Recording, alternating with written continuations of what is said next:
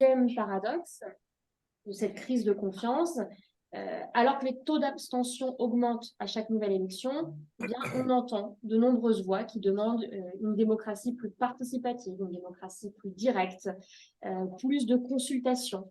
Et on voit que les politiques essayent de multiplier les tentatives de démocratie participative ou directe au niveau local avec la multiplication des référendums d'initiative locale, des budgets participatifs notamment, et puis au niveau national avec les grands débats ou les grandes consultations citoyennes, celles sur le climat ou celles sur la fin de vie plus récemment.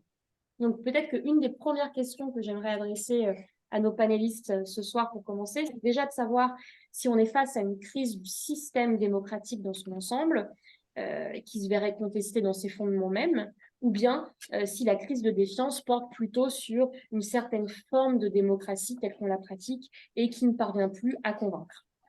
Alors, on va commencer ce premier tour de table avec Didier Lebray. Didier Lebray, vous êtes diplomate, membre de Sinopia et également auteur d'un livre qui nous intéresse tout particulièrement aujourd'hui, Rendez les doléances, enquête sur la parole confisquée des Français, qui a été publié en 2022 aux éditions Latte. Et dans ce livre, eh bien, vous revenez sur le grand débat qui a été lancé par le président Macron en 2018 suite à la crise des Gilets jaunes.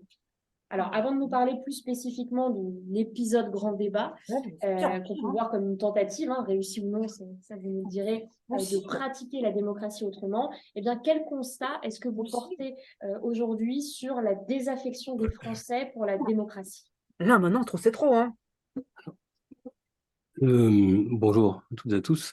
Le grand débat national, c'est une chose. Moi, ce que j'ai surtout regardé de près, c'est une des expressions du grand débat qui a été l'expression libre, donc pas sous la forme d'un QCM avec des questions fermées, mais la possibilité offerte à tous les Français de pouvoir dire, à un moment qui était un peu compliqué, où il semblait que la démocratie, justement, pouvait vaciller, il y avait un peu de violence, là. À l'initiative des maires, notamment des maires ruraux, d'ouvrir les maisons du peuple et de donner la possibilité aux Français de dire leurs mots ou leurs faits. Et donc, vous avez 1 demi-million de personnes 1 demi-million de pages, pardon, qui ont été noircies dans des petits cahiers écrits à la main ou avec des papiers collés et qui dorment pieusement dans les centres d'archives départementales. Donc, on a décidé avec une bande de joyeux chercheurs d'aller carotter un petit peu dans différents centres d'archives, de faire remonter les choses et de voir ce que disaient les Français. La question des institutions, ça va peut-être vous surprendre, mais elle n'est pas du tout première. Elle est très importante parce qu'elle se raccroche aux 2 questions qui sont clés pour les Français. C'est une question, pour faire court, de la dignité de nos vies. On retrouve dans beaucoup d'interventions, associées bien évidemment aux difficultés de vie. J'ai fait un débat il n'y a pas très longtemps avec des Gilets jaunes et une des 2 femmes qui étaient présentes disait, c'était une phrase d'ailleurs qui a été reprise ensuite dans un film, j'ai 2 enfants, j'ai 50 ans, je gagne, mère célibataire, 1 200 €, j'ai passé 52 ans de ma vie à me battre. Donc ce qu'on entend et ce qu'on voit surtout dans les doléances, c'est bien évidemment la difficulté pour beaucoup de nos compatriotes à joindre les 2 bouts. Et de se poser la question de savoir ce que valent leur vie, au fond, dans un moment de l'histoire où on a l'impression qu'on baigne dans une forme d'opulence. Et les institutions, elles sont évoquées pour rattraper la question, pas seulement du pouvoir d'achat, mais du pouvoir de vivre, tout simplement, et de ce que sont nos vies. Il est rattrapé parce que les institutions, c'est une façon de rappeler à l'ordre le pouvoir. C'est aussi simple que ça. Alors, donc, il y a des choses très précises qui remontent dans les doléances sur est-ce que nos institutions fonctionnent, est-ce qu'il faut plus de représentativité, plus de délibération. Il y a à l'évidence un tropisme très fort pour la démocratie la plus directe possible, l'interpellation. Donc, le référendum d'initiative citoyenne apparaît comme une espèce de Graal qui, à mon avis, quand on interprète un peu plus finement les doléances, on s'aperçoit que c'est une façon de reprendre un peu reine courte le pouvoir. Après tout, décidons de l'ordre du jour, explicitons nos souhaits et prenons parti. Mais aussi le vote à la proportionnelle qui est beaucoup demandé, un peu à la marge le vote obligatoire. Et bon, le vote proportionnel, reprend ce que tu disais en introduction, c'est une façon de dire nos élus font ce qu'ils peuvent, mais est-on certain d'être vraiment bien représentés? Et je vais juste développer rapidement cette question, moi, qui me paraît essentielle. Je pense qu'il y a eu ces dernières années une espèce de biais, un peu de facilité à résumer la crise dans laquelle on est, à une espèce de dysfonctionnement des institutions, rajouter un peu de proportionnel, un peu de démocratie participative directe, faites peut-être que les gens se sentent un peu mieux représentés, et vous aurez... je ne crois pas que la crise à laquelle on est confronté, ce soit juste une question de fine-tuning ou de dosage ou d'ingénierie politique. Je pense que si on essaie de regarder les choses, et là je réponds à ta première question, avec un peu plus d'acuité, en fait, on s'aperçoit que les conditions même d'exercice de la démocratie aujourd'hui ne sont quasiment plus réunies. La première d'entre elles, c'est la croyance qui était chevillée au corps de tous les Français et de tous les Occidentaux de manière générale, et même d'une très grande partie de l'humanité, que le progrès était constant et que la démocratie était un vecteur puissant pour parvenir à marquer des évolutions.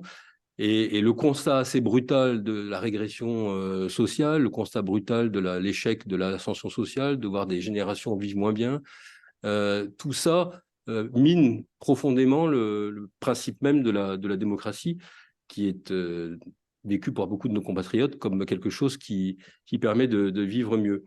Il y avait sans doute aussi quelque chose qui était au cœur même de la croyance ou de l'adhésion à la démocratie, c'est que quelque part, quelqu'un exerce le pouvoir.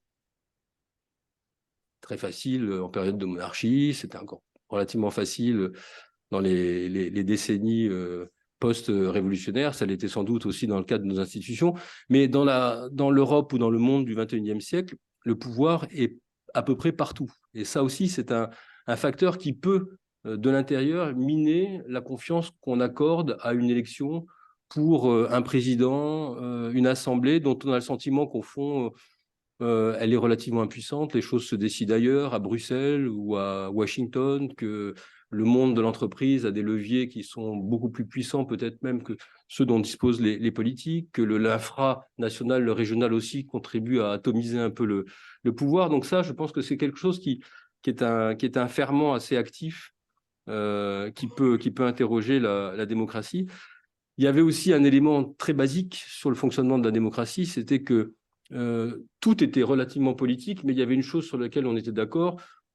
Il y avait des savoirs, une expertise qui n'était pas mise en cause et qui servait généralement à établir des diagnostics qu'on pouvait imaginer être partagés et qui donnaient lieu ensuite à débat public, mais avec des options qui étaient de l'ordre de l'arbitrage politique. Donc on était plus dans l'idéologie, mais il y avait un substrat, je dirais, cognitif, pour employer un gros mot, qui constituait la base. Aujourd'hui, c'est plus le cas. Quand on a vécu ce qu'on a vécu avec le Covid, on a vu à la fois la science en première ligne, un conseil scientifique qui donnait l'impression parfois même de faire un peu de politique, et par ailleurs des scientifiques qui contestaient l'opinion de leur père. Donc il y a un trouble autour de l'expertise. S'il n'y a plus d'expertise, comment on établit le diagnostic, comment on partage les choses et comment est-ce qu'on agit. Et puis, beaucoup plus grave encore, me semble-t-il, c'est que ce qui est au cœur de la démocratie, enfin de son bon fonctionnement, c'est la confiance. Il n'y a aucune raison de déléguer son pouvoir, il n'y a aucun contrat social possible s'il n'y a pas au départ cette confiance. Or, cette confiance est minée, on va y revenir tout à l'heure, et elle agit aussi comme un poison très fort. Et parce qu'il n'y a plus de confiance et parce qu'il est difficile de déléguer son pouvoir, du coup, ça sape le fondement même de l'autorité. L'autorité, auctoritas, c'est comment augmenter les décisions qui sont prises collectivement. La loi, l'autorité, elle ne vise que ça. Or, l'autorité, aujourd'hui, elle est à peine reconnue. Donc, on voit, à travers ce que je viens de décrire, que voilà, tous ces éléments qui sont des éléments qui constituent, je dirais, la base même de fonctionnement de notre démocratie, aujourd'hui, sont en danger. Donc, je ne sais pas si dans une deuxième partie, nous arriverons à voir s'il y a des solutions. Voilà, à peu près moi, le constat que je fais. Merci beaucoup. Pour compléter, Yves Sancy, alors, vous avez été député de 2007 à 2017 et vous avez également été vice-président de la Commission des finances. Et avant, vous étiez conseiller du président Jacques Chirac à l'Élysée jusqu'en 2002. Donc, certaine expérience de la chose politique. Qu'est-ce que ces années au cœur de la vie politique française vous ont appris quant à la relation des Français avec leurs représentants élus et plus généralement, quel regard est-ce que vous portez sur l'état de la démocratie dans notre pays? Oui, alors merci pour cette question. Je ne sais pas si je vais pouvoir faire partager mon expérience. C'est toujours, mais il va falloir que je prenne un petit peu de recul là-dessus. En effet, j'ai été élu de 2002 à 2017 et j'ai donc pu fréquenter les couloirs de l'Assemblée nationale et puis beaucoup de l'Élysée aussi et des ministères, dans la mesure où j'étais conseiller du président Jacques Chirac auparavant. Je peux dire que on a connu des bouleversements auparavant, évidemment, des bouleversements sociétaux. C'est pas le premier. Dans l'histoire, on en a connu énormément. Le 19e siècle, il ne faut pas oublier, parce que souvent on regarde en arrière en disant c'est ce que l'on vit aujourd'hui est catastrophique, mais enfin, le 19e siècle, c'était une succession de monarchies, d'empires, de tentatives de république, etc. Il y a une forme de stabilité qui s'est créée, je crois, après la Seconde Guerre mondiale, et qui est assez concomitante aux 30 Glorieuses et au progrès économique et au confort qu'ont pu apporter ces 30 Glorieuses. Aujourd'hui, ce qui est étonnant, c'est que si je me retourne sur les années que vous venez d'évoquer, on est dans une situation où on a l'impression que tout a été bouleversé et rien n'est plus pareil aujourd'hui par rapport à ce que l'on vivait il y a de cela ne serait-ce que 30 ans. Et il faut essayer d'en comprendre un peu, non pas les causes, mais le déroulement, à mon avis. C'est vrai qu'il y a eu des bouleversements des sociétés en France, en Europe, à travers le monde.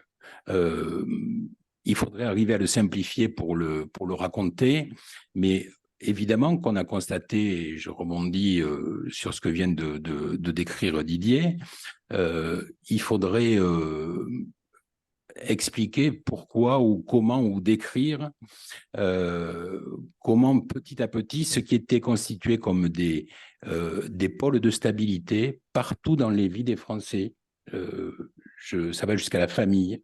Les familles étaient nucléaires, un père, une mère, des enfants. On peut considérer que dans le sens commun, c'est quelque chose qui est très contesté aujourd'hui. On faisait également partie d'une famille politique. Depuis quelque temps, chacun a pu noter que le terme de famille politique a quasiment complètement disparu. Donc, ça signifie que, comme dans une famille, on y naissait, on y évoluait, et finalement, on ne remettait pas forcément en question, chacun ne remettait pas forcément en question, même si chacun réfléchit, chacun est libre de ses choix, mais ces pôles de stabilité ont totalement disparu. Et ça va jusqu'à la perception de tous les statuts, je crois que j'allais dire en France, mais c'est plus qu'en France. Il ne suffit pas d'avoir un statut aujourd'hui pour être respecté socialement. Il faut définir, construire une identité. Il y a une différence très nette entre le comportement individuel et ces statuts qui, petit à petit, ont tous explosé les uns après les autres, et d'ailleurs qui posent sûrement des problèmes, puisqu'en France, on a vécu sur des statuts. Je pense aux médecins, je pense aux instituteurs, aux enseignants, aux prêtres, pour parler de la religion, aux élus locaux, nationaux. Ces statuts ne définissent plus ni des identités, ni des idées. Alors, ce serait intéressant de savoir pourquoi, et peut-être qu'on pourra y trouver d'ailleurs, non pas des réponses, mais en tout cas des réflexions dans les cahiers de doléances. En tout cas, on a une espèce d'explosion. Il faut si on rajoute à cela le fait de passer d'un monde qui était un monde bipolaire, hein, moi si je reviens à l'époque, alors on devrait remonter à la période de François Mitterrand, parce que le mur de Berlin était déjà tombé, moi quand j'ai été élu. Enfin, ce qui a défini mon engagement politique, c'était cette grande fracture idéologique. On choisissait un petit peu son camp et on se retrouvait à l'Assemblée au sein d'une famille politique dont on connaissait parfaitement, et je crois que l'ensemble des Français connaissaient les valeurs de chacun des partis politiques et avaient une certaine facilité à s'y retrouver. Ces repères n'existent plus non plus, puisque la revendication de ne plus appartenir à une famille politique, c'est largement étendu maintenant dans la vie politique. Donc la question, comme disait Guy Debord, d'où est-ce qu'on parle? Plus personne ne le sait en fait. Et quand on ne sait pas d'où on parle, c'est un peu compliqué de savoir où on va. Alors, on a la Ve République. La Ve République, elle a été, je crois, construite non pas simplement en 1958, mais elle s'est construite au fur et à mesure que se sont succédées les différentes tentatives de régime en France, jusqu'à la 4e République, dont chacun connaît l'instabilité particulière, et elle est censée être adaptative. On a normalement dans la Ve République quelques principes de base qui sont la représentation parce qu'on élit des représentants qui vont décider. On a également des formes de consultation, hein, puisque, alors il faut se rappeler quand même que De Gaulle s'était fait éjecter sur sa volonté de régionalisation et de décentralisation et de réforme du Sénat, quand même. Donc il avait compris peut-être qu'il y avait un mode de fonctionnement très jacobin, très centralisé, qui devait être modifié pour s'adapter à la manière dont la société serait organisée dans les décennies à venir. Mais toujours est-il que puisque je reviens sur votre réflexion, est-ce qu'il faut plus de démocratie participative ou est-ce qu'il faut plus de proportionnel? Le problème, c'est que quand on veut décider, on n'avait pas de déficit démocratique, curieusement, quand il y avait des majorités très larges qui se dégageaient. Mais tout ce que je viens de raconter, et y compris d'ailleurs la perception des frontières, fait que cette atomisation de la société, atomisation des idées, quand je dis perception des frontières, je crois que tout ce que je viens de décrire aboutit chez nos concitoyens à un sentiment de dépossession. On a évoqué tout à l'heure la question européenne également, qui a beaucoup éloigné les décisions du quotidien, du terrain, tout simplement des Français. Et ce sentiment de dépossession, ce sentiment de déprise, auquel on pourrait rajouter en effet le pouvoir grandissant de ce qu'on appelle aujourd'hui les oligarchies financières, fait qu'on ressent un déficit démocratique. Mais ce n'est pas les institutions pour moi qui sont en cause, c'est le fait qu'on se soit retrouvé dans une pratique politique qui est renoncé à définir des majorités d'idées. Alors, à ça, il faut ajouter, à mon avis, la question des médias. Ce n'est pas pour responsabiliser les médias, mais les médias qui sont simplement un canon. Et là, je parle de tous les médias, qu'il s'agisse des médias radio, télé, journaux et bien sûr les réseaux sociaux, sont venus offrir des possibilités d'expression et qui sont des possibilités d'expression extrêmement rapides, qui sont volumineuses, qui vont dans tous les foyers, ce qui fait que quand vous êtes chez vous, d'abord il faut savoir que quand vous écoutez la radio, vous n'avez pas des capacités attentionnelles en général supérieures à 8 secondes. Toutes les études l'ont montré, ce qui limite considérablement la possibilité d'élaborer une réflexion. Ce qui décrit bien d'ailleurs les comportements de zapping sur l'ensemble des médias, mais ça veut dire que ça ouvre à des possibilités de manipulation et d'influence qui sont absolument énormes. Et quand vous n'avez plus de facilité à développer des échanges d'idées, à développer des échanges de projets, à partager des perspectives, à savoir quand quelqu'un vous parle dans un débat, d'où est-ce qu'il parle, quel corpus d'idées il représente. Ça veut dire qu'il n'y a plus que les émotions qui s'expriment. Alors, moi, c'est la grosse différence que j'identifierais par rapport à l'époque que j'ai vécue, et je dois dire que je l'avais partagé en analyse avec le président Jacques Chirac à l'époque, puisqu'il avait dit en 2002, je m'en souviens, quand il avait été élu, il m'avait posé la main dessus, il m'avait dit « ça a toujours été dur la politique, mais à partir de maintenant, ce sera plus dur que tout ce qu'on a pu jamais vivre ». Voilà. Parce que il faut avoir une capacité de performance et d'expression dans la communication avec le peuple pour les politiques qui est beaucoup plus complexe que ce qu'elle était. Voilà. Quand je dis beaucoup plus complexe, c'est que vous avez connu le président Chirac, on a connu François Mitterrand aussi, qui avait une très grande proximité populaire, une capacité presque physique à faire passer ses idées. Il y en a eu plusieurs. Aujourd'hui, on a un peu l'impression que la principale qualité d'un leader politique, c'est plutôt son imperméabilité aux critiques et au dialogue que sa très forte capacité d'empathie et d'écoute. Vous avez mentionné rapidement les médias et les réseaux sociaux, ça me permet de faire la transition avec l'objet que vous avez eu. Vous êtes expert en communication et vous portez un regard à la fois critique et constructif sur toutes ces dynamiques qui sont à l'œuvre aujourd'hui en ce qui concerne l'influence des médias, l'influence grandissante des réseaux sociaux dans le système démocratique. Est-ce que d'après vous, l'émergence de ces nouveaux médias vient déstabiliser le modèle ou au contraire, est-ce que ça peut être un outil pour le renforcer?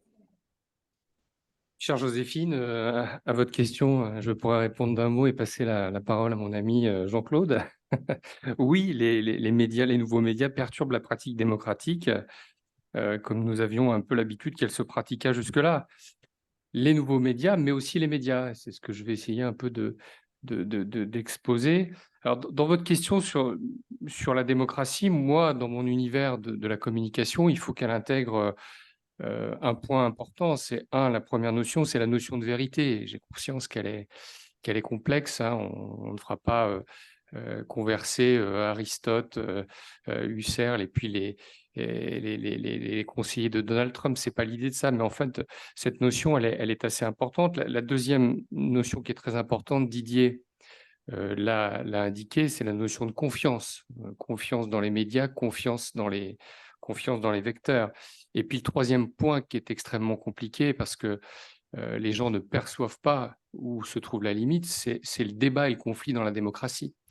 Et je me souviens d'une fois où j'étais heureux d'avoir posé une question à Pascal Perrineau, un grand politologue, un grand sondeur, et puis on était en train d'échanger lors d'une conférence ou je ne sais trop quoi, et je lui dis et vous avez déjà fait des sondages en Chine? Et là, il marque un temps comme ça. Il me regarde et je vois dans son œil que je venais de dire une énorme bêtise. Il me dit, vous savez, cher ami, c'est assez compliqué de demander son avis aux gens lorsqu'on est dans une dictature. Vous voyez, donc la notion de débat et de conflit, elle est extrêmement importante, mais on ne sait plus où les frontières se mettent. Dans cet univers-là, il faut que vous compreniez un fait. Vous savez, on est une espèce de référence à Munich qui s'est installée dans l'histoire. On est dans un temple militaire ici. Et dans l'univers des médias et des médias numériques, il y a eu un moment Munich. Et ce moment Munich, il s'est déroulé en 1996 au Sénat des États-Unis, lorsque des parlementaires de tous bords discutaient de la manière dont il fallait maîtriser le développement des contenus pornographiques sur ce qu'on appelait à l'époque, en confondant Internet et le web. Et à la fois républicains et démocrates se sont mis d'accord pour dire attention, il faut faire... notre industrie technologique est en train de se développer. Et donc, d'un coup, tous les gens cotisent et se mettent à placer leur argent dans ce qu'on a appelé ensuite des fonds de pension. Et cette masse de centaines de milliards de dollars a créé la financiarisation du monde. Donc, on a créé une industrie. Et bien, dans l'univers de l'information, la masse de tous les commentaires, la masse de toute la vie, de toutes les expressions, eh bien, on a déresponsabilisé. Et c'est une section dans un pauvre projet de loi que plus personne ne connaît, qui est à l'origine de toutes les turpitudes que l'on peut connaître aujourd'hui. Et je vais vous donner 4 effets de ce qu'on peut constater à tout ça. C'est 1, cette loi et toute la puissance numérique a fait voler en éclats et a aboli le pouvoir de contrôle des médias qu'on appelait dans le jargon les gatekeepers. C'est-à-dire que vous deviez être invité, Yves l'a connu, à l'heure de vérité, c'était votre moment de gloire, vous deviez être invité à telle ou telle émission. Aujourd'hui, vous créez votre moment de gloire et ce sont les algorithmes des grands diffuseurs, des grandes plateformes qui décident si ça doit être pris.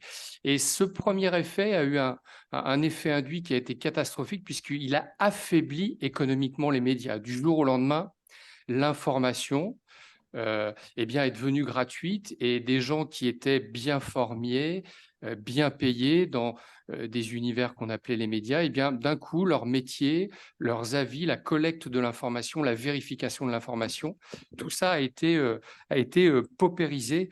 On parle dans notre univers de fuite médiologique pour emprunter une référence à Régis Debray, qui est le grand spécialiste un peu de l'étude des tuyaux qui permettent de diffuser la culture un petit peu partout. Le deuxième effet de cette section 230, c'est la dérégulation du marché cognitif.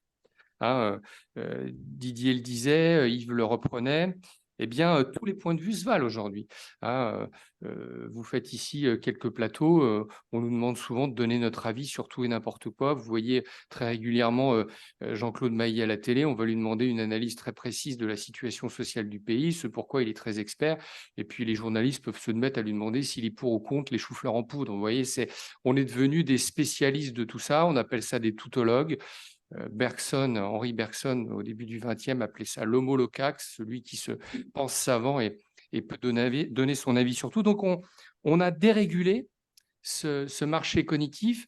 Et quand Yves parlait de cette attention de 8 secondes faisant référence au bouquin de Patineau, on a fracturé le marché, ou en tout cas, on a réorganisé le marché de l'attention. Il y a un grand chercheur qui s'appelle Yves Citon qui travaille beaucoup là-dessus en disant l'enjeu aujourd'hui, c'est pas de fournir de l'expertise, c'est de capter l'attention des gens. Et quand on a développé les nouveaux médias, les médias sociaux, on pensait que tout le monde allait devenir expert de la physique nucléaire. En fait, on est tous devenus des grands spécialistes des vidéos de chats très, très drôles. Et moi qui vénère, comme peut-être plein de gens ici dans cette salle, mon chat, ça m'amuse également. De capter mon attention pour regarder des vidéos de chats ou d'essayer de comprendre un peu mieux comment la démocratie évolue, c'est dommage. Et c'est dommage parce qu'en France, on était un pays qui avait déjà construit les bases de ce qui nous a irrigué maintenant et que vous voyez fleurir sur vos réseaux, qui est un phénomène qui est très préoccupant, c'est le complotisme. Et avant que toute cette multitude, Yves parlait de ces centaines de milliers de personnes qui sont sur les réseaux, cette multitude, comme on l'appelle dans ces univers, avant qu'elle se déverse dans l'espace public sur les réseaux sociaux, la télévision française avait déjà construit des produits qui questionnaient la façon de raisonner, qui questionnaient les limites de certains sujets, que ce soit d'un point de vue sociologique ou d'un point de vue politique. Tous les soirs, vous avez accès à une émission qui est devenue un peu l'archétype de ce qu'on appelle l'infotainment, c'est-à-dire la conjugaison entre l'information et l'entertainment, le divertissement. C'est l'émission de Monsieur Hanouna. Tous les soirs, chez Hanouna, vous avez des gens qui disent tout et n'importe quoi. Dernièrement, vous avez quelqu'un qui est venu, qui était, pour paraphraser mon ami Coluche, un repris de justesse, qui avait fait de la prison, et il est venu expliquer devant des millions de personnes que Céline Dion et tout un tas de gens du paysage audiovisuel français prenaient de l'adrénochrome. Alors les gens, ça les a fait rire, ils se sont dit qu'est-ce que c'est que ce truc-là? Et il a déversé sa théorie. L'adrénochrome, c'est depuis 1000 ans une théorie qui a permis à tout un tas de gens de construire les bases de l'antisémitisme. L'adrénochrome, c'est, il y a 1000 ans, on disait que les Juifs prélevaient dans le sang des petits-enfants quelque chose qui était un élixir de jouvence, et prélevant l'adrénochrome, vous pouviez retrouver votre première jeunesse. Chez Hanouna, vous avez quelqu'un qui a dit ça. Et il l'a dit sans que personne viennent lui expliquer qu'il était totalement antisémite et en plus complètement taré. Vous voyez, ça c'est à la télé. Mais avant, qu'est-ce qui s'est passé chez De Chavannes? Ciel Montmardi, c'est déjà un peu ça. Chez De Chavannes, on invite quelqu'un qui fait l'apologie du nazisme, qui remet devant des milliers de personnes les théories nazies les plus insupportables. Chez Thierry Ardisson, vous avez quelqu'un qui s'appelle Thierry Messant, qui est une célébrité dans le monde du complotisme, qui vient expliquer que 9/11, c'est un complot des Américains. Thierry Messant est instantanément devenu une star chez Bachar el-Assad, en Iran. Il est financé par ces gens-là. Il est invité un petit peu partout. Donc la télévision a déjà installé ce point-là et ça a été ensuite accéléré et considérablement amplifié par les médias sociaux. Le troisième effet, c'est la perte de confiance dans les médias. Ils n'arrivent plus à s'accorder sur ce qui est vrai, ce qui est faux, et la quintessence de tout ça, pour ne prendre qu'un exemple, eh bien, c'est arrivé au moment où Donald Trump a été élu. Et à l'époque où ces réseaux se développaient, vous avez une société qui s'appelait Cambridge Analytica et qui s'est dit on peut tout faire dans le numérique, c'est un véritable Far West. Donc moi, je vais essayer de voir comment les gens pensent la politique. Et ils ont récupéré des données, ce qui est complètement interdit aujourd'hui. Et à la lecture de ces données, ils ont envoyé des petits jeux à des gens sur Facebook notamment. Et grâce à ces petits jeux, ils sont arrivés à savoir si vous étiez plutôt démocrate, plutôt républicain, et si vous étiez plutôt ouvert à tout un tas de théories qui jusqu'alors étaient cantonnées à des endroits introuvables du net. Et à partir de ça, lorsqu'ils ont eu connaissance de ce qui était au tréfonds de votre conscience, eh bien, ils vous ont envoyé des vidéos sur des sujets qui touchaient à la géopolitique, à la guerre, à la place des immigrés dans la société, etc., etc. Et qu'est-ce qui s'est passé à ce moment-là? Eh bien, ces contenus ont pris, pour reprendre une expression des spécialistes, ont connu une traction énorme dans l'univers du web. Et les médias se sont dit, nous sommes en train de perdre nos audiences. Et donc, puisque ces sujets intéressent les gens, il faut que nous aussi, en tant que médias traditionnels, nous nous intéressions à ces théories nauséabondes. Et lorsque Fox News devient quasiment la chaîne la plus regardée aux États-Unis, à ce moment, c'est parce que Fox News identifie l'ensemble des sujets que regardent les gens par l'intermédiaire de Facebook et commence à faire des reportages traditionnels. Le gatekeeper, qui jusque-là nous protégeait de tout un tas de théories indécentes, commence à mettre sur la place publique des sujets qui jusque-là n'étaient pas discutés.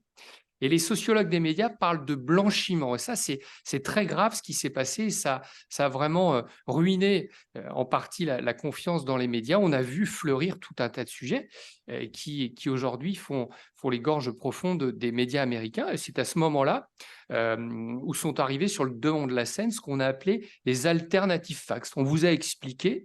Alors, Husserl l'a expliqué un peu mieux avec sa théorie de la phénoménologie, mais Proust vous a dit, voilà, vous avez votre vision de la vérité, moi j'en ai une autre. Vous pensez qu'il n'y avait personne à ma cérémonie d'introduction? Eh bien, ce n'est pas vrai. Moi, je pense qu'il y avait énormément de monde. Et le New York Times a quantifié quand même que Trump, pendant tout son mandat, a dit quasiment 2 ou 3 fois par jour des choses qui étaient des contre-vérités. Dans le pays qui avait érigé le mensonge comme étant le péché intégral, eh bien, vous avez eu un président de la République qui a passé son temps à dire tout et n'importe quoi à 365 millions de personnes. Ils ont, comme nous, l'arme nucléaire, mais j'ai tendance à considérer, et on le sait ici dans cette auguste assemblée, qu'entre avoir un chouette porte-avions dont nous sommes très fiers, et j'ai passé quelques jours dont je ne me suis pas remis, mais eux, ils en ont 14 ou 15, donc leur puissance n'est pas du tout la même. Donc ça, c'est le troisième effet, cette perte de confiance qui est très importante. Et puis le dernier point, qui est la dérégulation du marché cognitif, qui entraîne une concurrence exacerbée et une polarisation entre tous ces canaux qui nous fait vivre dans un contexte qui s'appelle la loi de Brandolini. La loi de Brandolini, qu'est-ce que c'est? C'est le principe d'asymétrie des inepties. Et en fait, ça stipule que la quantité d'énergie nécessaire à réfuter une ineptie est bien supérieure à celle qui a été déployée pour la produire.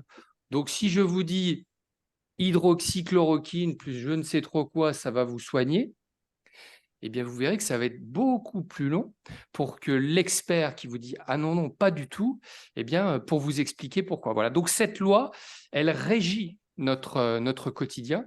Et dans cet univers, eh bien, aujourd'hui, on est obligé de faire avec. Et là, vous allez vous dire « N'en jetez plus, cher ami. Est-ce que ça peut être plus grave encore ?»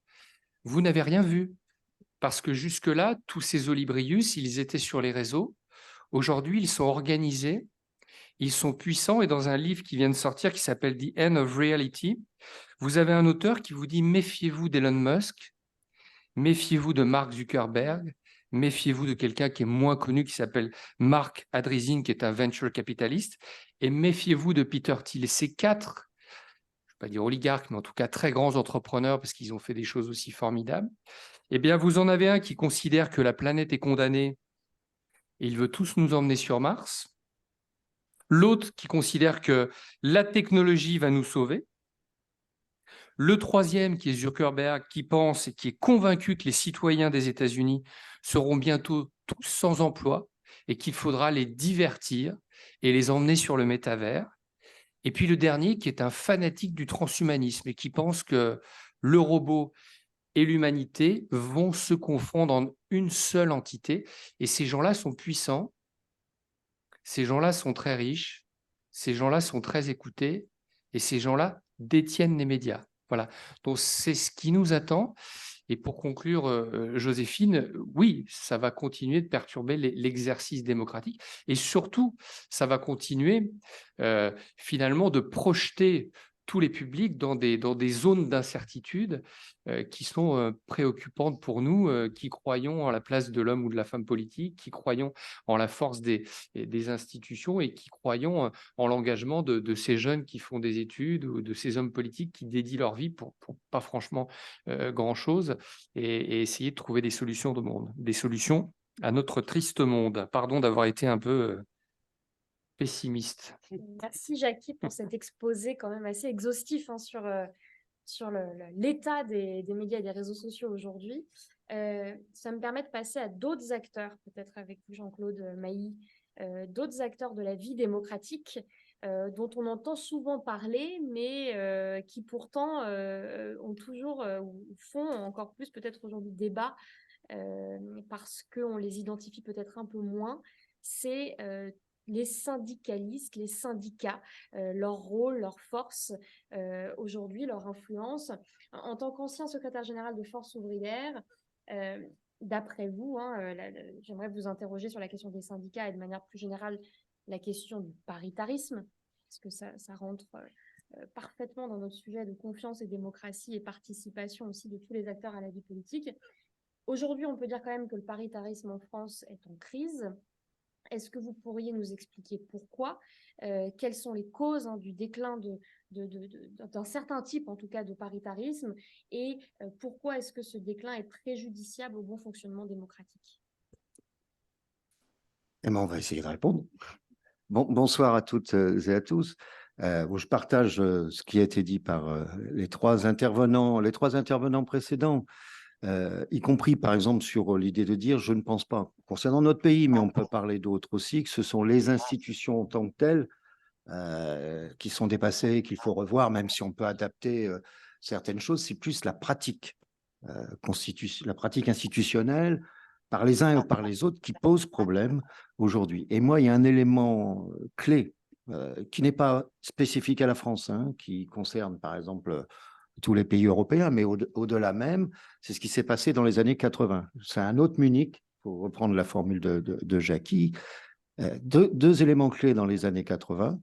D'abord, les théories de l'école de Chicago et de Milton Friedman sur le plan de la politique économique, à savoir, il fallait donner la priorité essentiellement aux actionnaires. C'est la priorité de toute entreprise, c'est de satisfaire les actionnaires. Ce n'est pas l'investissement, ce ne sont pas les salariés, etc., ni les clients, ce sont les actionnaires qui doivent être prioritaires. Théorie qui a été mise en place très rapidement aux États-Unis sous Reagan, en Angleterre sous Thatcher, et qui a gagné petit à petit l'ensemble des pays. Et avec une accélération à la fin des années 80, avec la disparition de l'Union soviétique, début des années 90. Quelqu'un comme moi, se satisfait de la disparition de l'URSS, mais en même temps, il n'y avait plus de contre-modèle. Il n'y avait plus d'alternative. Et on a dit, ça y est, c'est fini, les démocraties ont gagné, le libéralisme économique a gagné, et il y a eu une accélération. Et on a cru au libre marché. Or, tout le monde sait que la liberté, la concurrence pure et parfaite, ça n'existe pas. La concurrence existe, mais il faut nécessairement, et Jackie ou Didier ou Yves l'ont expliqué à leur manière, une concurrence pour qu'elle fonctionne, il faut qu'elle soit régulée, y compris sur le plan de la communication, des médias, etc. Donc là, on a dérégulé massivement. Il y avait c'était un Italien, Riccardo Petrella, qui disait, il avait pris une formule, le prix des libres. Prix des libres, privatisation, déréglementation et libéralisation. Voilà, c'était les 3 créneaux des années 90, 2000, etc. Et ça a eu un effet partout, y compris, bien entendu, dans notre pays, avec une nuance, selon moi, concernant la France. La France, c'est toujours considéré, moi, que le peuple français, d'une manière générale, est un peuple très politique. Quand je dis un peuple très politique, c'est un peuple qui attend énormément de ses gouvernants. Un autre exemple, prendre les Italiens. Moi, il y a des années de cela, il y avait un problème en Italie, je ne sais plus exactement quel était le problème. C'était du temps de M. Berlusconi, et je rencontre un collègue italien, et je lui dis, Pietro, et je lui dis, mais Pietro, explique-moi, qu'est-ce qui va se passer en Italie? Réponse, bah, t'en fais pas. La tour de Pise, elle penche. Tout le monde dit qu'elle va tomber, mais elle est toujours là. Voilà. Donc, les Italiens attendent moins de leur État, ils attendent plus de l'Europe, par exemple, mais ils attendent moins de leur État que les Français qui attendent énormément de leurs responsables politiques. Avec ce qu'a expliqué Yves, qui a été un des éléments du fonctionnement de nos institutions, c'est l'alternance. L'alternance gauche-droite. Mais on savait ce qu'il y avait à gauche, ce qu'ils défendaient, on savait aussi ce qu'il y avait à droite. Sauf que, avec le temps, on a eu des politiques économiques, quels que soient les gouvernements et leur couleur politique, qui finalement n'étaient pas aussi éloignés que ça. Alors, je vais dire les choses telles que je les pense, qu'on partage ou pas. Les socialistes, par exemple, faisaient moins de social, mais faisaient du sociétal. Mais le social n'était plus une priorité. Bon. À droite, il y avait des discussions, etc. Ce n'était pas toujours aussi évident non plus. Donc, il y a eu y compris chez les gens, qui se sont dit, mais finalement, c'est quoi la différence entre la gauche et la droite dans notre pays? Qu'est-ce que c'est? Et en plus, avec cette logique de marché qui imprégnait tout, les politiques eux-mêmes se sont pris dans le piège du court terme. On ne travaille plus à moyen et long terme. C'est toujours le jour, y compris attisé par les médias, il faut réagir tout de suite, etc. Mais on est dans une logique qui est une logique de court terme et non plus une logique de long terme. Or, que ce soit sur les questions militaires, mais pour une entreprise, le long terme est indispensable. Si vous avez de gros investissements à faire, vous ne pouvez pas raisonner à 3 ans, vous devez raisonner à 10 ans. Bon, voilà, Or, pour les gouvernants, quels qu'ils soient, et ça c'est vrai en France comme c'est vrai ailleurs, ça n'est plus une nécessité aujourd'hui, et en tous les cas, ce n'est plus un réflexe. Après, selon les périodes, les choses sont plus ou moins graves. Moi, je considère qu'actuellement, je ne parle pas des indicateurs économiques, qui ne sont pas si mauvais que ça en ce moment en France. Mais dans la pratique des institutions, je pense qu'on traverse une crise profonde. Parce qu'on a un exécutif qui ne croit pas, finalement. Alors, je reviens sur le thème de la démocratie sociale, qui est un des aspects de la démocratie. La démocratie sociale, c'est, par exemple, un élément clé de la démocratie sociale, c'est la négociation collective. Vous êtes une organisation syndicale, il est important, vous êtes présent dans les entreprises, vous êtes présent dans les administrations, certes, c'est ce qui fait le syndicat, quel qu'il soit, mais en même temps, vous discutez avec l'exécutif, vous ne gérez pas l'État à la place de l'exécutif, mais quand il y a des choses importantes, vous les négociez ou vous en discutez également. Et là, on est dans une période où les discussions sont très rares et ont été quasiment mis de côté parce qu'on a un président qui ne croit pas au dialogue social. Pour avoir eu la discussion avec lui quand j'étais en responsabilité, il le disait. Puisqu'on lui considère que c'est une perte de temps et un frein pour la mise en place de ces réformes. Et il n'y croit pas. Tenez, le 16 octobre prochain, il y a une conférence sociale qui va avoir lieu sur les questions de pouvoir d'achat, etc. Il ne sera pas là. Cette conférence sociale sera menée par la Première ministre. Tous les précédents présidents, d'une manière ou d'une autre, sont intervenus dans des conférences sociales. C'était vrai, on n'appelait pas ça comme ça, mais Jacques Chirac faisait des réunions régulières, François Mitterrand aussi, François Hollande en a fait conférence sociale, Sarkozy en a fait, là, il y en a quasiment. Je crois qu'il y a dû y avoir 1 ou 2 réunions au tout début. Voilà. Donc, il faut bien comprendre aussi que l'histoire sociale de la France, on a, pour des raisons liées à l'histoire, on a plutôt historiquement privilégié plus sur le plan syndical le conflit que la négociation. Je vais vous dire, moi, ma logique, c'est que pendant très longtemps, la CGT notamment fonctionnait comme courroie de transmission du Parti communiste. Bon, ça marchait tant que le PSC était à 25% dans les élections. Je vous rappelle qu'après-guerre, il était à 25% dans les élections. C'est plus le cas aujourd'hui. Maintenant, ça bouge beaucoup moins vite sur le plan syndical que sur le plan politique. Politique, vous perdez une élection présidentielle, vous perdez des législatives, vous avez un effet tout de suite. Syndicalisme, c'est pas ça, puisque c'est l'addition de tous les résultats des élections dans toutes les entreprises et administrations. Donc, ça fait du monde à la fin. Bon. Donc, ça a contribué à avoir, je ne dis pas qu'il n'y avait pas de négociation, il y en a eu, mais avoir des relations, y compris conflictuelles entre les organisations. Ce n'est pas complètement terminé, cette affaire. Mais il y a eu, ça a été contrebalancé historiquement, cet aspect plus conflictuel que négociation, par la mise en place d'un secteur important dans notre pays qu'on appelle le paritarisme. C'est quoi le paritarisme? C'est en gros la gestion par les organisations patronales et les organisations syndicales de tout ce qui tourne autour du contrat de travail. Donc, au début, il y avait la sécurité sociale, après-guerre. Bon, je rappelle que dans les premières caisses de sécurité sociale en 46-47, c'était les conseils d'administration des caisses qui choisissaient les directeurs, etc. Et c'était 75% des administrateurs étaient des représentants syndicaux. Il y a longtemps que c'est terminé, ça. Bon. Mais c'était l'assurance chômage créée en 1958, les retraites complémentaires créées après-guerre, etc. La formation professionnelle, le logement, ce qu'on appelait dans le temps le 1% logement qui s'appelle Action Logement aujourd'hui, etc. Or, ça, c'est en train de disparaître à très grande vitesse. Regardez en ce moment, je prends l'actualité.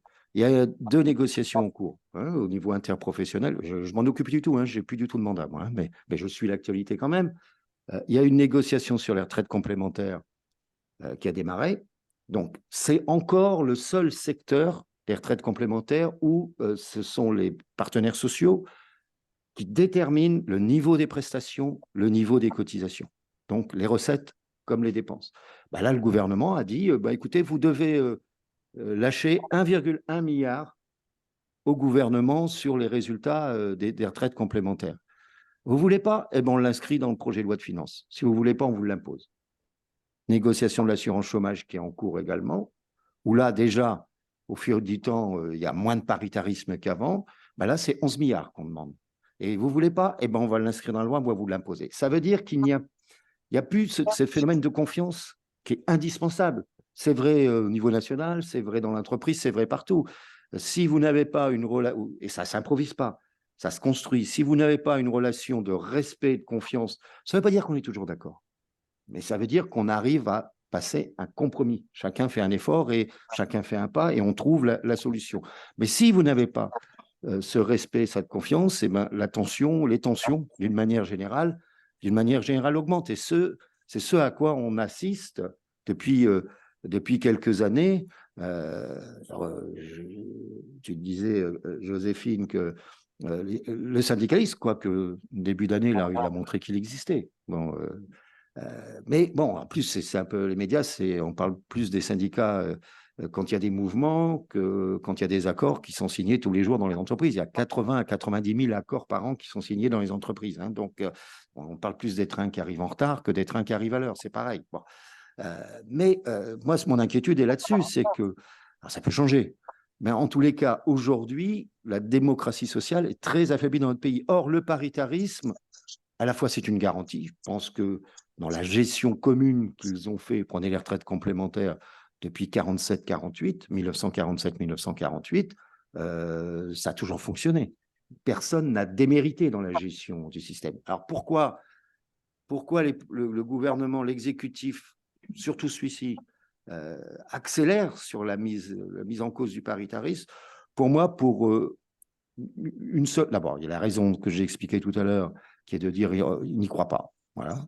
Donc, quand je dis il, c'est le président. Il faut savoir que le président travaille tout seul. avec son secrétaire général. Après, le reste, il a des gens très compétents autour de lui. Hein. Bon, par exemple, je prends une conseillère sociale, qui est quelqu'un de très brillant, mais je ne pense pas qu'elle soit très écoutée. Mais il travaille avec le secrétaire général de l'Élysée. Ils prennent les décisions à deux. Voilà. Donc, ce qui est quand même problématique, bon, d'une manière ou d'une autre. Et deuxième élément, au fil du temps, l'État, qui est en France un État assez puissant historiquement, a perdu du pouvoir. Le pouvoir monétaire a été transféré au niveau européen. Le pouvoir budgétaire n'est pas transféré, mais il y a les 3%, il y a les discussions au niveau européen, et je suis européen, hein, qu'il n'y ait pas d'ambiguïté. Du coup, il y a eu un transfert de baisse d'influence dans les domaines économiques et financiers sur la sphère sociale d'une manière générale. Hein, et donc, avant, quand on négociait dans l'assurance chômage, le gouvernement envoyait aux partenaires sociaux un document d'orientation. Voilà, voilà ce qu'on pense. Maintenant, on leur envoie une lettre de cadrage. C'est plus la même chose. Hein, ça veut dire, voilà les faits, voilà où vous devez aboutir. Comment voulez-vous que la négociation fonctionne dans ces cas-là? Donc, c'est une atteinte, d'une certaine manière, à la liberté de négociation. Ceci étant, moi, ce n'est pas black is black. Hein. Moi, ça fait 55 ans que je milite, d'une manière ou d'une autre. Et quand on milite, on est optimiste. Parce qu'on sait qu'on peut changer les choses. Donc, les choses changeront, mais j'en suis convaincu. Mais en même temps, je dis attention. Parce que quand la démocratie, et c'est vrai partout, hein, regardez en Allemagne, regardez en Italie, regardez en Autriche, regardez en Suède, etc. Partout, les démocraties sont aujourd'hui fragilisées pour ces raisons-là, d'ailleurs, plus ou moins. Et on voit monter des extrêmes, qu'ils soient d'extrême gauche ou d'extrême droite. Hein, donc, et l'extrémisme n'est pas forcément le meilleur allié des procédures démocratiques. Donc, mais c'est vrai dans notre pays également. Donc, il y a urgence, selon moi, à remettre les pendules à l'heure, hein, avec tous les inconvénients, toutes les difficultés. Jackie parlait des réseaux, Yves également aussi, mais ce qui s'est passé avec les Gilets jaunes n'aurait pas été possible il y a 20 ans. Non pas que les gens étaient contents, mais avant, c'était les syndicats appelaient les gens à descendre dans la rue. Aujourd'hui, c'est donc une mobilisation de caractère un peu vertical. Aujourd'hui, ce sont des mobilisations possibles horizontales. C'est parti de Facebook. Bon, les contrôleurs de la SNCF, il y a 1 an ou 2, c'est pareil, c'est parti de Facebook. Donc, tout ça peut revenir un moment. Et moi, je termine en disant, il y a deux sujets sur lesquels il faut être très attentif, par exemple, aujourd'hui, au-delà des négociations, etc. C'est bien sûr le problème de l'inflation. De plus en plus de gens ont du mal à finir le mois. Hein, et on m'expliquait encore hier que même à Paris, on n'a jamais eu autant d'enfants qui dorment dans la rue et des familles qui ne peuvent plus se loger, parce que c'est le deuxième problème, c'est le problème du logement, y compris avec les exigences en matière environnementale, hein, pour ceux qui louent des logements, les passoires dites thermiques, etc. Et on m'a expliqué, je vous livre ça comme ça, qu'aujourd'hui, il y a 3 catégories. Il y a ceux qui ont un logement, qui ont les moyens et qui vont faire les travaux et qui reloueront leur bien. Il y a ceux qui hésitent, qui trouvent que c'est compliqué, qui se renseignent, mais entre-temps, ils ne louent pas. Puis il y a ceux qui ne peuvent pas, qui n'auront pas les moyens de faire les travaux et qui vont arrêter de louer. Et au mois d'octobre, vous avez les étudiants qui vont débarquer et on me dit, mais il n'y aura pas de logement pour tout le monde. Voilà. Donc, cette crise du logement qui est en train, hein, qui est devant nous, là, pour lequel, pour le moment, le gouvernement n'a pas fait grand-chose, c'est clair. Et les questions d'inflation, d'une manière générale, c'est 2 brûlots qui peuvent donner tout et n'importe quoi. Voilà. Merci beaucoup, Jean-Claude. Avant de passer aux questions, j'aimerais quand même vous interroger, maintenant qu'on a bien dressé quand même le constat de toutes les difficultés et des raisons de ce déficit de confiance, on va dire presque systémique aujourd'hui.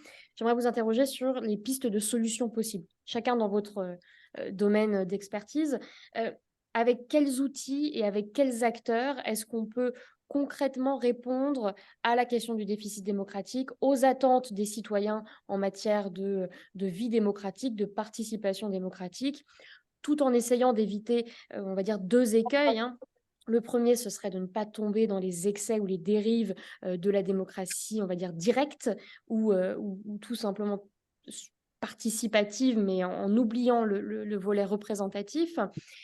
Pourquoi ? Parce qu'on aboutirait à un monde où tout le monde décide de tout et finalement, plus personne ne décide. Donc, Voilà, c'est un peu l'écueil à éviter. Et le deuxième, c'est de ne pas oublier le temps long. Parce qu'une des critiques qu'on entend souvent concernant la démocratie, c'est de dire qu'elle ne permet pas d'agir sur le temps long, de faire des projets à 30, 50 ans, et on compare souvent avec la Chine, mauvaise comparaison, mais de dire, bah, voilà, les Chinois, eux, sont capables de vous donner un plan à 100 ans, voire parfois le plan du millénaire, alors que nous, on est sur des échéances beaucoup plus courtes. Alors, comment est-ce qu'on allie démocratie, temps long et efficacité de l'action politique? Tout ça pour redonner confiance, bien sûr, dans la démocratie. Commence. Très brièvement, parce qu'on leur tourne. Moi, je reviens à ce qui a été dit et ce qui a été abordé par tout le monde, c'est que le juge de paix de la démocratie, à la fin des fins, c'est la capacité des gens de croire que quand ils mettent leur bulletin dans l'urne et quand ils choisissent leurs élus, leur président, il peut se passer quelque chose dans leur vie. Ça, c'est vraiment le principe de base. Si les gens ne votent plus, si le premier parti français, c'est le parti des abstentionnistes, c'est qu'il y a quand même, quelque part dans le cerveau des Français, l'idée que tout ça est un exercice qui relève du rituel et qui, au fond, a tellement peu d'impact dans leur vie que ça vaut même plus la peine de se déplacer. Donc, la première chose pour restaurer la confiance dans la démocratie, c'est d'essayer de faire en sorte que les politiques publiques aient un impact dans la vie des gens. Alors, on a vu là tous ensemble à l'instant toutes les raisons qui vont dans le sens d'un réel désarroi des responsables politiques aujourd'hui pour faire face à un monde qui est horriblement complexe et où tout ne dépend pas malheureusement de ce qui se décide à Paris. Quand vous avez des géographies entières françaises qui sont industriellement sinistrées, avec des gens qui vivent d'aide sociale et qui n'ont plus d'emploi depuis 2 ou 3 générations, il est clair que la question de la démocratie, pour eux, elle est très secondaire.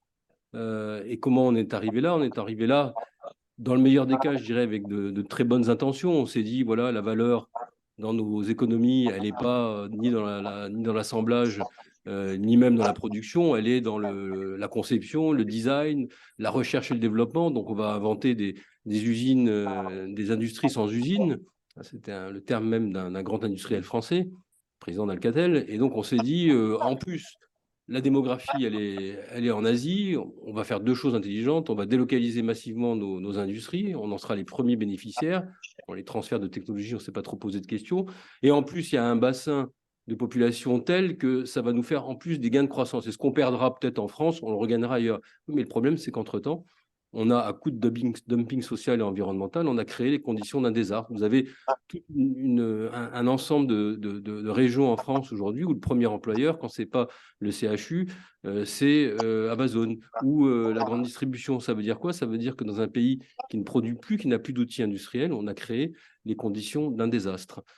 Ça, c'est la première chose. Donc, la réponse, elle est dans notre capacité à réarmer notre économie. La deuxième chose pour réenchanter. Moi, je ne crois pas beaucoup au bricolage institutionnel. Je crois que ça va, comme je l'ai dit au début, ça va bien au-delà. Tous les Français ont pas vocation, tous les matins en se réveillant, à participer à un budget participatif pour savoir ce qu'il faut faire soit dans la rue d'à côté, soit s'il faut investir plus d'argent dans un sous-marin nucléaire lanceur d'engins ou pas. Chacun a sa compétence. Tout le monde n'a pas envie de décider de tout. Et de toute façon, quand on fait trop de participatifs, ce sont toujours les mêmes qui participent. On le voit dans tout débat public, il y a toujours une prime à ceux qui ont le temps, qui sont informés, etc. Ce qui ne veut pas dire qu'il ne faut pas encourager les gens à participer. Mais je crois que, une fois encore, le problème est beaucoup plus profond.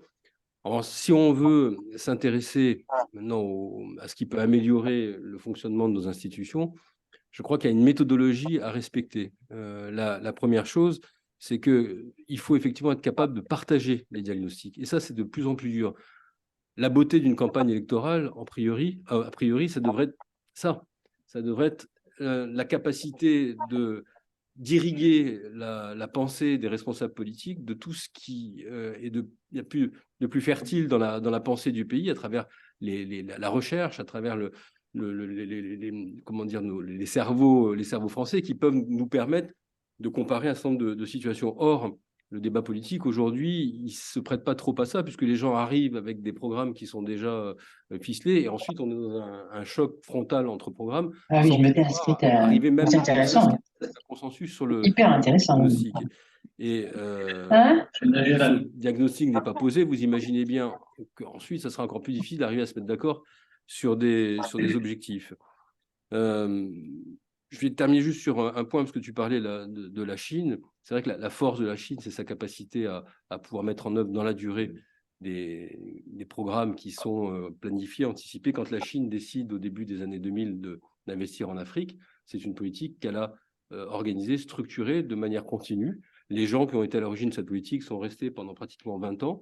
C'était le fruit d'une réflexion très poussée sur à la fois la disponibilité démographique de la Chine à pouvoir expatrier une partie de ses ouvriers, sur le besoin des matières premières, sur la nécessité d'insérer certains pays dans le commerce courant avec des flux qui seraient très nettement asymétriques et à leur avantage. Bref, tout ça a été pensé, théorisé, mis en œuvre. Dans nos démocraties, c'est ce qui fait aussi leur charme, c'est que la délibération permanente fait que on se soucie souvent du plus petit, du fait minoritaire. On prend soin de ce qui a peu d'expression dans un régime autoritaire. La contrepartie, c'est que le fait minoritaire, à force de devenir extrêmement majoritaire dans nos préoccupations, on oublie l'essentiel et on n'arrive pas à le construire. Et dernier élément qui est terrible pour tout décideur, toute personne engagée dans l'action publique, c'est que le raffinement même de nos démocraties, ces consultations, ces délibérations, cette multiplication aussi de possibilités de recours, de juridictions tous azimuts, font qu'à un moment, ce raffinement démocratique ne tue pas, ne stérilise pas complètement, mais diffère en permanence la possibilité de mettre en œuvre rapidement les choses. Dans un mandat de 5 ans, si vous n'avez pas commencé au premier jour de votre mandat à mettre en œuvre les grands travaux, vous pouvez être sûr que vous n'allez rien inaugurer du tout à la fin de votre mandat. Parce que le temps de la démocratie, il est lent, il est ingrat, il est complexe. Et il nécessite, ce que tu expliquais, Jean-Claude, la nécessité d'une délibération qui se construit, on ne délibère pas n'importe comment. Voilà, donc là, il y a peut-être à un moment la nécessité de se poser la question de savoir où est-ce qu'on met le curseur dans une démocratie parfaite et à quel moment on accepte qu'elle soit un peu Alexa, décompte 10 minutes. Efficace pour donner plus de résultats, pour que les gens aient confiance dans les mécanismes de mise en œuvre de nos politiques publiques.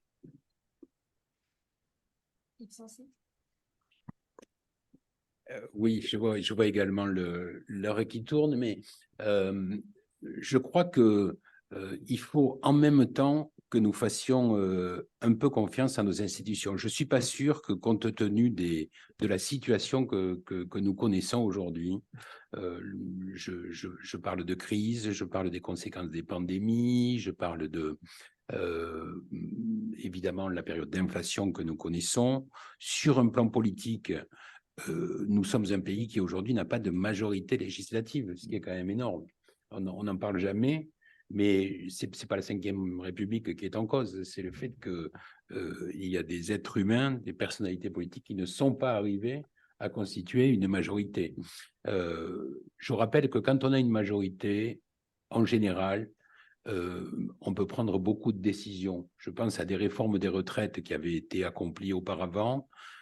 Celle de Sarkozy en 2010, elle ne faisait évidemment pas consensus, elle avait fait l'objet de conflits, mais il y avait quand même cette idée qu'il y avait une puissance démocratique qui était à l'œuvre et que tout ça allait se régler à l'issue du mandat. C'est le principe de la démocratie, de la République française.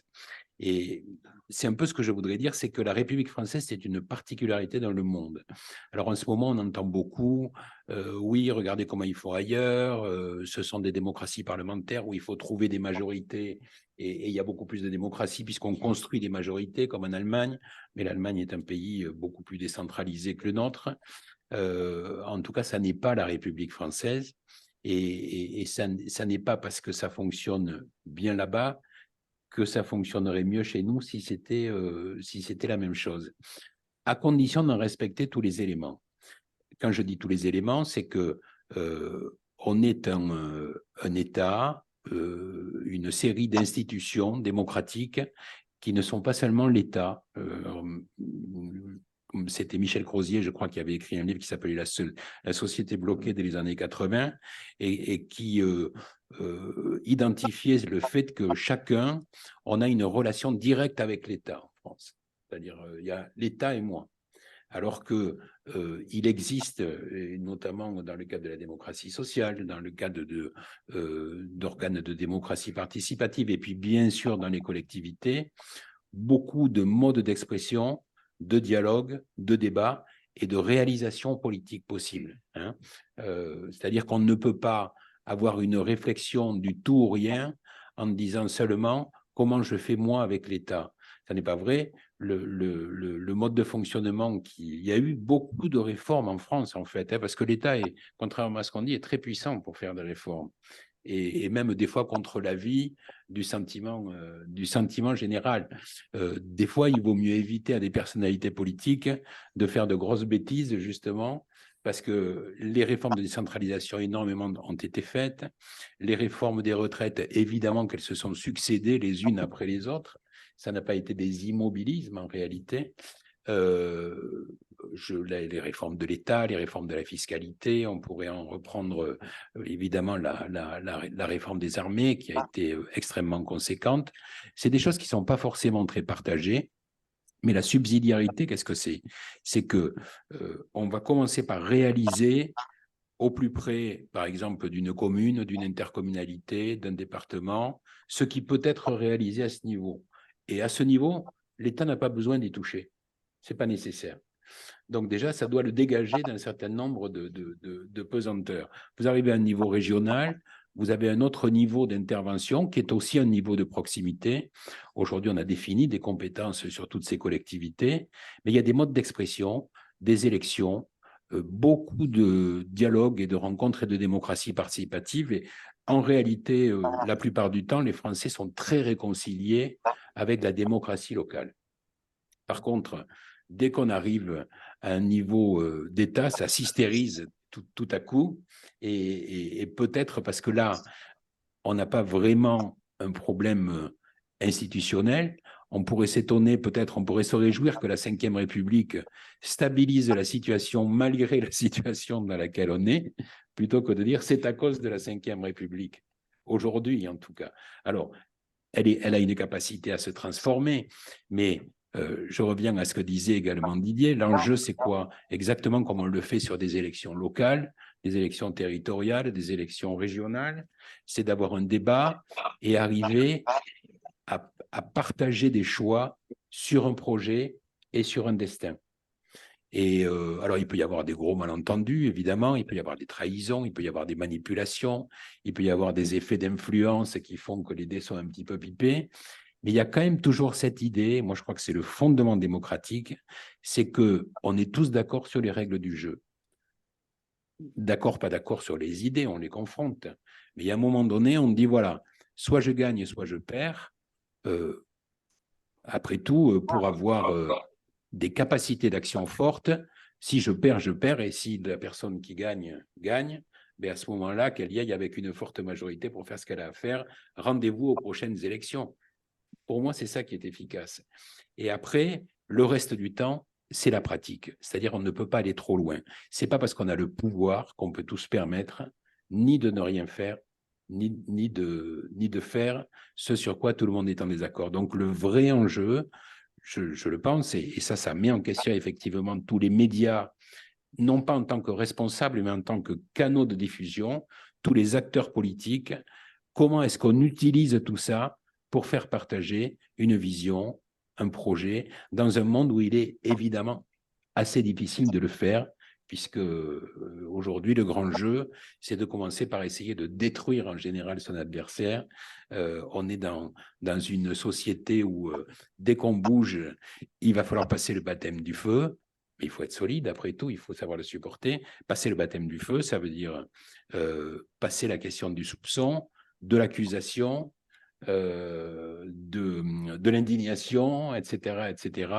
Et ça va être le grand jeu, parce qu'aujourd'hui, les moyens pour détruire par des symboles un pays, des opinions, des peuples, des personnalités d'État également, des projets, il y a moyen de le faire avec des outils qui sont extrêmement puissants.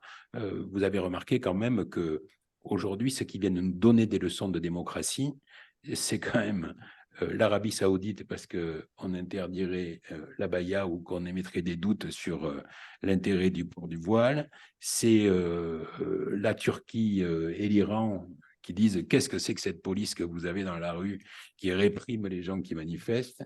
Et évidemment, Vladimir Poutine qui va nous expliquer que on ne respecte pas, nous en France, ni les valeurs des Lumières, ni les valeurs traditionnelles qui sont nées en Europe. Et ça, c'est, voilà, je pense qu'il faut être capable dans tout cet environnement de convaincre, à condition d'avoir des idées, des valeurs et un projet, ce qui n'est pas toujours le cas. Merci beaucoup. Jackie? Alors, on m'a dit qu'on était chez les militaires, donc moi j'ai fait 1, 2, 3, 4, 5. Hein. Donc, très simplement, première réponse, une réponse d'économiste plutôt qu'une réponse économique. On a la chance d'avoir en France un conseil d'analyse économique qui est très pertinent sur tout un tas de sujets. Et très récemment, ils ont fait une très belle étude pour expliquer comment abaisser le coût du vote. Il faut que les gens votent plus, il y a beaucoup d'abstention. Et donc, ils ont fait une équation, je ne vais pas vous donner les paramètres, mais cette équation, elle dit, voilà, il y a un coût informationnel pour les gens, il faut le réduire.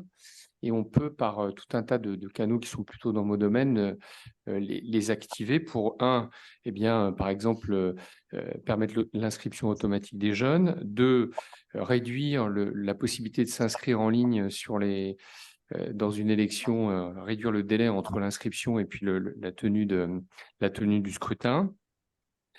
Regérer la situation des mal inscrits, vous avez quand même 15% du corps électoral qui est mal inscrit. 15%, c'est assez considérable s'il y en a qui veulent voter. Et puis, bien comprendre, et les économistes le mesurent bien, mieux que les politiques, c'est qu'il y a un coût cognitif, il y a un coût de l'information quand on vote, mais qui est apprécié par les lecteurs. Est-ce que je lis les programmes que pas grand monde digère, ou alors est-ce que je vais faire du vélo avec ma petite fille, avec mon fils, ou jouer au bowling, ou je ne sais quel jeu. Donc ce point-là, il a été traité par les économistes et ils ont vu ce qui s'était fait dans tout un tas de pays. Et si on réduit ce coût du vote, eh bien ça marche, les gens votent un peu plus. Deuxième réponse, c'est une réponse militaire. Le général Burqa, Alexa, arrête. dans sa dernière vision stratégique, a dit avant, les conflits, c'était paix, crise, guerre, et maintenant, il dit c'est compétition, contestation, affrontement. Eh bien, la place de l'informationnel, elle est centrale. Vous avez vu quand même comment on s'est fait ridiculiser, étendre en Afrique. Je veux dire, on a été victime d'une guerre informationnelle qui était insupportable. Moi, j'en ai parlé avec quelques-uns de vos confrères toujours en service, des choses qui se mettent en place qui vont être beaucoup plus efficaces. Mais les Russes et les Chinois ont procédé à une guerre sur le terrain qui était insupportable de mon point de vue. On avait beaucoup mieux traité les choses à l'époque où l'islamisme se développait sur les réseaux et essayait de diffuser tout un tas de théories qui pourtant ont entraîné énormément de jeunes dans les territoires de guerre. Troisième point, c'est un point politique. René Raymond, qui est le grand sachant de la droite en France, comme vous le savez peut-être, il a écrit un autre bouquin qui s'appelle « Qu'est-ce qu'un homme politique ?» Et il dit depuis que De Gaulle a voulu le suffrage universel, eh bien, en fait, le suffrage universel a donné une place et un poids exceptionnellement puissant à l'opinion publique. C'est à peu près normal. Je vous l'expliquais tout à l'heure, le moment Munich avec cette section 230, eh bien, proportion gardée, le suffrage universel en France a eu cet effet appel d'air. Il dit mécaniquement, eh bien, l'effet performatif de la parole du politique, c'est-à-dire je dis et ça se fait, ça se voit moins. Donc c'est vrai qu'il faut retrouver des solutions. La politique est devenue trop bavarde et aujourd'hui, les gens perçoivent moins qu'avant l'effet des décisions politiques. Je vous mets au défi de trouver des gens qui savent, qui peuvent expliquer quel a été l'effet de toutes les mesures, et plutôt des bonnes mesures qui ont été prises pour stimuler l'apprentissage en France. Moi, j'ai fait... mon fils est apprenti, je lui ai demandé, je lui ai dit comment ça s'est passé, est-ce que tu sais ce qui s'est passé, pourquoi tu as trouvé assez facilement une alternance. Il n'a pas pu me le dire. Pour un homme de communication comme moi, et pour une femme ou un homme politique, c'est pas normal. Il faut quand même que les électeurs, les citoyens soient conscients quand il y a des choses qui se font et qui sont des choses plutôt efficaces. Le quatrième point, qui est un point préoccupant, c'est une réponse civilisationnelle. Le dernier bouquin de Gilles Kepel est vraiment terrorisant de mon point de vue.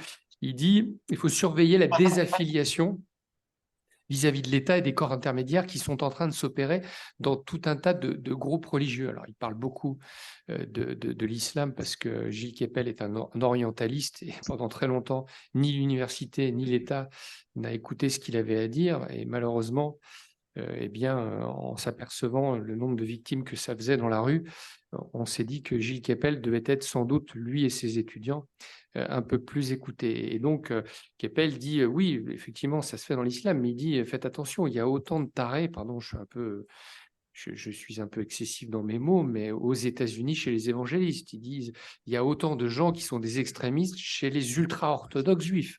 Hein, donc voilà, cette désaffiliation de l'État plutôt de groupes religieux par rapport à tout ce que l'État essaye de mettre en place et les corps intermédiaires, donc quelque chose qui est, on ne peut pas se lancer pour savoir si la laïcité est une forme de religion, mais en tout cas, une organisation qui est la nôtre et qui s'appelle la laïcité, il faut faire attention à ça. Et puis le dernier point qui est préoccupant aussi, c'est on a perdu notre capacité à écrire le roman national.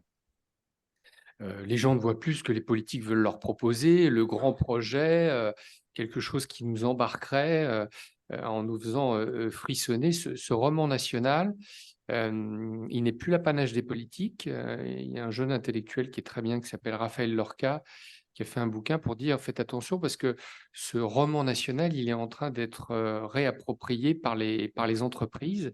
Alors non pas qu'il est anti-entreprise, mais il dit quand les entreprises se saisissent du roman national mieux que les politiques, qu'est-ce qu'elles vont faire? Elles vont finalement un peu décérébrer le citoyen, parce que c'est compliqué d'être un citoyen, il faut réfléchir, il faut lire, il faut essayer de trancher des sujets et des enjeux compliqués, sont dans une analyse casuistique, mais il dit un consommateur, c'est beaucoup plus simple, c'est je veux consommer, j'ai le droit de consommer, et il dit quand les entreprises se saisissent mieux du roman national, et aux États-Unis, vous savez, ils l'ont très bien fait, que les politiques, eh bien petit à petit, on peut faire le lit à des régimes qui sont des régimes autoritaires. Voilà, donc ces 5 points me sembleraient être intéressants à analyser. Merci. Jean-Claude. Plusieurs chantiers, je pense. Ça a été évoqué notamment par Didier, les questions internationales, et je pense qu'il faut que l'Union européenne se transforme. Moi, c'est pas évident, je le comprends bien, puisqu'il faut décider à 27. Mais moi, je suis pas moi qui suis à l'origine de ça, mais partisan, par exemple, de ce qu'on appelle l'Europe des cercles concentriques. À partir du moment où on a, c'est 17 ou 19, je ne sais plus, pays qui partagent l'euro, 19, on a 19 pays, ce qui est déjà beaucoup, qui partagent la même monnaie, il doit y avoir des règles communes en termes de fiscalité, en termes de social, par exemple. Bon, ce qui n'est toujours pas le cas. Donc, et tant qu'on aura ce magma européen où les décisions sont difficiles à prendre, on voit très bien que même si au moment de la crise sanitaire, il y a eu des réactions, hein, je ne veux pas dire le contraire, mais quand les Américains décident de l'IRA et ils mettent des centaines de milliards de dollars sur la table tout de suite, l'Europe a mis un certain délai, pour reprendre la formule de Fernand Reynaud, avant que ça se mette en route. Donc l'Union européenne. Deuxièmement, retravailler sur le long terme, y compris du côté des pouvoirs publics. Il y a eu des organismes que j'ai connus, moi, plus jeune, je pense par exemple au commissariat au plan, dont le travail, je ne dis pas qu'il faut refaire des lois de plan, et à la limite, pourquoi pas, mais qui travaillait justement aux horizons et de manière démocratique, antidémocratique, siégeaient dans les commissions du plan, les experts de l'administration, les représentants du patronat, les représentants du syndicat. C'était une fabrique de consensus avec de vrais projets. Bon, il y a un plan aujourd'hui, mais vous m'expliquerez ce qu'il fait, j'en sais rien, on n'en entend jamais parler. Voilà. Bon. Donc voilà, par exemple, c'est un exemple, hein, mais retrouver et retravailler sur le temps long. C'est vrai qu'il y a le Conseil d'analyse économique, mais c'est un peu l'entre-soi des économistes. Ce n'est pas ouvert vers la société d'une manière ou d'une autre. Donc, rétablir ou établir des systèmes c'est pas facile, mais de respect, de confiance, etc. dans les relations. Vous savez, les entreprises où ça se passe bien, où, quand je dis ça se passe bien, je ne parle pas uniquement socialement, je parle économiquement, il y a le marché, il y a tout, bien entendu, mais là où il y a un système que j'appelle moi de co-construction, hein, y compris entre les organisations syndicales et la direction, que la direction sait que si elle veut évoluer, faire des investissements avec des conséquences, il faut mieux en parler aux syndicats. Et les syndicats savent qu'il y a des enjeux pour l'entreprise, il faut en tenir compte. Il n'y a pas de problème. Par exemple, une des formules, c'est de développer l'actionnariat salarié.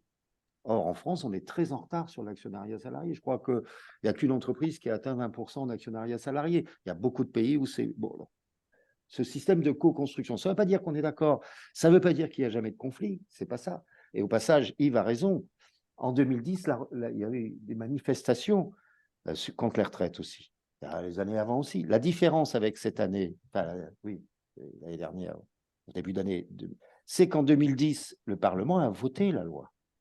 Et la légitimité fait que, y compris pour les confédérations syndicales, même si on n'est pas d'accord, une fois que le Parlement a voté, on respecte la décision du Parlement. Là, il n'y a jamais eu de vote cette année. Il n'y a pas eu de vote de motion de censure. Il n'y a pas eu de vote en tant que tel sur le projet, ce qui fait que ça, démocratiquement, ça continue à... Je ne dis pas qu'il va y avoir des mouvements sur les retraites, mais il y a un coin qui a été enfoncé. Donc, ça s'appelle co-construction. En fait, la démocratie fonctionne quand on arrive à générer du consentement. Et l'objectif, c'est de générer du consentement. Si vous prenez des décisions sans vous assurer qu'il y a un minimum de consentement dans la société, comment voulez-vous que ça marche? Or là, c'est des procédures à mettre en place qui m'apparaissent indispensables. Voilà, plusieurs points qui m'apparaissent importants. Mais il y a des trucs, après, dernier point, très basique. Vous savez, j'ai eu la discussion d'en discuter il n'y a pas longtemps avec l'exécutif. Il y a eu un conflit important en 2006, c'est sur le contrat première embauche. Je ne sais pas si vous vous souvenez, avec les manifs dans la rue, les étudiants, les lycéens, etc. On gagne. Quand je dis on, les syndicats gagnent ce conflit. Derrière, il y a une loi qui s'appelle la loi Larcher. Parce que c'est pas sur le CPE, mais sur la loi, oui. Ah oui, oui. Sur la loi, oui. Non, parce que moi, je sais que Chirac avait dit à Villepin, c'est une connerie ce que tu fais là, on s'attaque jamais aux jeunes. Mais bon, comme il était respectueux du rôle du Premier ministre, qu'il ne le considérait pas comme un collaborateur, bon. Mais après, c'est lui qui a sifflé la fin de la récré, on est d'accord. Mais il y a donc la loi Larcher qui oblige, depuis un gouvernement qui veut toucher au droit du travail, à demander aux syndicats et au patronat, est-ce que je veux travailler là-dessus? Est-ce que vous voulez vous saisir du dossier, négocier, et vous me dites le temps qu'il faut pour négocier. Si vous ne voulez pas négocier, ben, je vais vous consulter et je verrai si c'est le Parlement ou pas. C'est là qu'on parlait de documents d'orientation. Et ben, ça, c'est bafoué régulièrement. Sur tous les dossiers, cette loi est... Alors, il suffirait de modifier cette loi et d'être plus exigeant pour contraindre un exécutif, quel qu'il soit, à pratiquer au moins la consultation et respecter la négociation, ce qu'ils ne font pas. C'est bafoué régulièrement. Voilà, il y a des choses très pragmatiques qu'on peut faire. Et après, je dis, le mot-clé dans une démocratie, et elles sont fragiles, une démocratie, c'est aussi savoir fabriquer du consentement. Merci beaucoup. Merci à tous les quatre. Il nous reste 30 minutes. Donc, je vous propose de passer rapidement aux questions et des personnes qui sont en Zoom. On va prendre peut-être une série de questions pour aller plus vite. Sur le Zoom, on a simplement une question, simplement, elle est importante, du général Var, qui dit « Excellentes interventions, beaucoup d'idées, mais peu d'idées de court terme. Or, que peut-on faire aujourd'hui ?» Sous-entendu, vous êtes en responsabilité demain, ce soir. Qu'est-ce qu'on peut mettre en place dès maintenant? Voilà. Est-ce qu'il y a des questions dans la salle?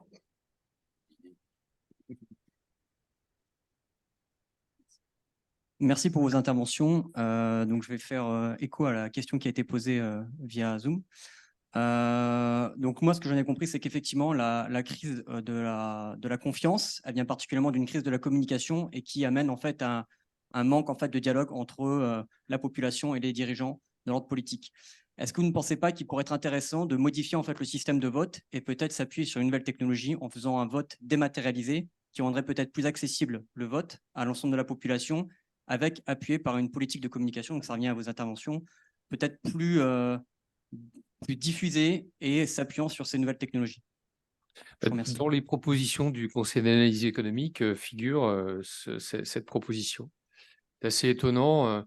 Ceux qui refusent l'entrée du numérique dans le processus invoque un risque cyber, j'aurais tendance à dire, t'es gentil, mais le risque cyber, on avait compris qu'il était quand même un peu permanent, hein. Aujourd'hui, on peut hacker un hôpital, enfin, ça devient... Le deuxième point sur la communication, que j'ai pas eu le tour d'évoquer parce que c'était pas forcément l'objet, mais puisque vous posez la question, on a un vrai sujet. Michel Rocard et Jacques Chirac ont un point commun, c'est que, évaluant que les turpitudes qui avaient été règles d'État à un moment dans les partis, dans l'utilisation des fonds publics, eh bien, pour éviter ces turpitudes, ils ont décidé de réglementer considérablement la communication politique.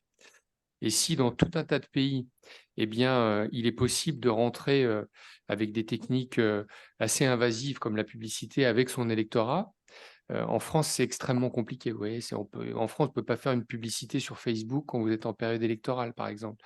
Donc, il faudrait quand même rediscuter ça parce que c'est l'Institut Diderot qui vient de sortir un petit fascicule qui est sur le bureau du commandant Malafaille et qui dit les hommes politiques sont obsédés par les journalistes et les médias. Oui, parce que c'est aujourd'hui le seul moyen qu'ils ont pour véritablement toucher un auditoire de masse. Donc, il faudrait revoir la communication politique afin qu'elle permette d'utiliser des outils beaucoup plus efficaces et d'aller vraiment chercher les lecteurs potentiels, la conscience du citoyen jusque dans son portable et au fond de son lit. Je m'autorise à rebondir sur la question.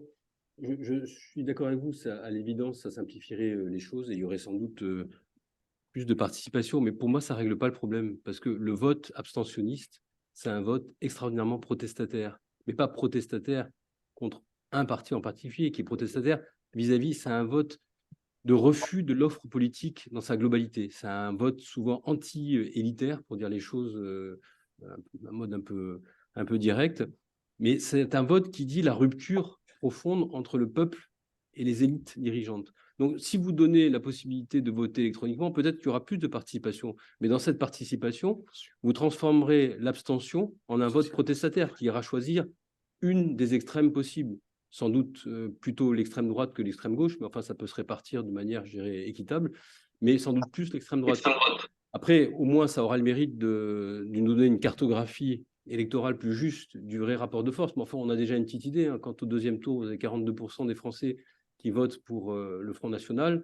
Ça vous dit déjà l'état d'exaspération ou de désespoir d'une partie de nos citoyens. Et croyez-moi, enfin, pour tous ceux qui connaissent le pays, et je pense qu'on est nombreux dans cette catégorie à aller rencontrer nos compatriotes, à discuter, etc. Moi, je l'ai fait pendant 2 ans dans pas mal d'endroits. Vous n'avez pas 42% de Français xénophobes, racistes et qui veulent sortir de l'Europe.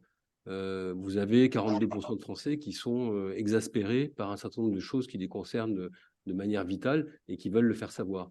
Donc, moi, je pense qu'il y a plein de choses à améliorer pour rapprocher la politique des citoyens. Je ne crois pas du tout que l'ingénierie politique électorale épuise le sujet. Après, je pense qu'il y a un énorme travail et malheureusement, on sort d'une période qui n'a pas été très favorable à ça, dans la crédibilisation des outils qui existent pour consulter les gens. Mais quand on consulte, il faut le faire de manière sérieuse. C'est-à-dire qu'il faut, faire en sorte que soit on ne promet pas la lune, mais si on dit que vous allez consulter les gens, il faut en faire quelque chose ensuite. Sinon, la déception est très forte. Donc, c'est un peu des instruments, des fusils à un coup. Donc, on ne peut pas trop jouer avec ça. On n'en a pas énormément. Et si on le fait, il faut le faire de manière conséquente. Oui, rapidement, je suis assez d'accord avec ce que vient de dire Didier. On a, alors, OK pour faire du vote électronique, mais on l'a fait de manière assez importante dans les entreprises privées et dans l'administration maintenant pour les votes, les élections sociales. Premier constat que l'on fait, alors avec le temps ça peut changer, c'est qu'il y a moins de participants. Voilà, je ne parle pas de fraude, etc., parce que des bourrages des urnes, ça existait aussi, mais il y a moins de participants. En tous les cas, les premières fois, il y a moins de participants. Et Didier dit un truc important, c'est qu'il ne suffit pas en termes de démocratie directe, de convention, vous appelez ça comme vous voulez, quand on consulte les gens, il faut qu'il y ait un suivi sur la consultation. Et là, en ce moment, il n'y en a pas. C'est pareil, la France n'est pas, mis à part chez les militaires, n'a pas la culture de l'évaluation. On n'a pas la culture de l'évaluation. Et même quand on décide enfin à évaluer quelque chose, on n'en tient pas compte. Dernier exemple en date, sur les ordonnances travail de 2017, on a obtenu à l'époque qu'il y ait un comité d'évaluation qui se mette en place sur la durée, avec un représentant patronal, un expert et un représentant syndical. Ils ont bossé, ils ont fait tout le boulot qu'il fallait faire, ils ont rendu leur rapport et ils ont suggéré, non pas la révolution, mais des adaptations, etc., etc. Vous savez la suite qu'on a donnée ? Le ministre du Travail les a reçus en disant « on arrête le comité ». Voilà, c'est caricatural, quoi, je veux dire. Hein, faire de l'évaluation systématique, sérieusement, et tenir compte, tout le monde peut se planter, il faut ajuster, etc., mais on ne fait jamais, donc on sédimente. Et moins l'État a de pouvoir, plus il normalise. Et les normes, on en crève tous. Ouais. Alors, j'ai une question, mais je voudrais rebondir sur ce que vous venez de dire, M. Bailly. Je suis absolument d'accord avec vous. Moi, dans ce que j'ai vu dans l'administration, quand on travaille un peu en interministériel, c'est qu'on est capable de faire du rétexte, c'est-à-dire que les constats, on les fait volontiers, et le so what, on ne vient jamais. On s'arrête là, il y a le constat. On voit que ça ne marche pas. On est content d'avoir constaté que ça ne marchait pas. Et ensuite, pour mettre en place ces mesures correctrices, telles qu'on l'a fait, par exemple, engagé en Afghanistan, il y avait des mesures correctrices de rétexte très, très concrètes qui étaient mises en place parce que la vie des hommes était en jeu. Eh bien, dans le fonctionnement de l'État, c'est très rare qu'on prenne en compte ce genre de choses. Et ça, c'est vraiment terrible. Moi, je voudrais vous poser une question quand même. C'est j'étais passionné par tout ce que vous avez dit tous les quatre, ce qui est très différent dans vos domaines. C'était vraiment très complet. Moi, c'était vraiment super. Mais il y a quand même un problème, moi, qui me perturbe, c'est quand même le populisme et l'abâtardissement de la parole politique aujourd'hui. Je veux dire, on a le sentiment que l'élite de la nation est politique qui se détourne de ça, et on a des battleurs forains qui disent tout et n'importe quoi au quotidien. Donc, il y a aussi le fait que, moi, quand je vois, ou alors j'étais jeune, mais la qualité du personnel politique dans les années 70 et même encore 80, les espèces de géants que je voyais à la télé, j'en vois plus. Je vois surtout des gens qui essayent de plaire à leur électorat, qui tweetent n'importe quoi sur Twitter au quotidien et qui participent quand même à cette déliquescence du fonctionnement démocratique. Alors j'aimerais bien avoir votre avis là-dessus. Oui, rapidement, oui, rapidement, mais il est vrai qu'à partir du moment, c'est pas général ce que je vais dire, mais à partir du moment où l'État a moins de pouvoir, une partie de l'élite se dirige vers le privé et ne rejoint plus les cercles de l'État. Ça, c'est un premier. Il n'y a pas que chez nous, hein. Avec Alexandre Malafaille, nous étions avant l'été en Israël. On nous expliquait que pour l'élite israélienne, aujourd'hui, le summum, c'est de créer une start-up.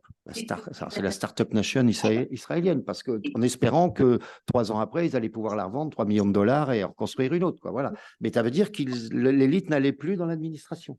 Voilà. Hein, donc ça, je crois que c'est un véritable problème. Et j'appuie ce que vous dites aussi sur l'évaluation, bien entendu. Mais prendre un autre exemple. Est-ce que l'important, c'était de faire la réforme, la haute fonction publique qui a été faite, la suppression de l'ENA, etc., transformer en administrateur? Est-ce que c'est ça l'important, ou est-ce que l'important, c'était pas de faire ce qui se passe dans l'armée?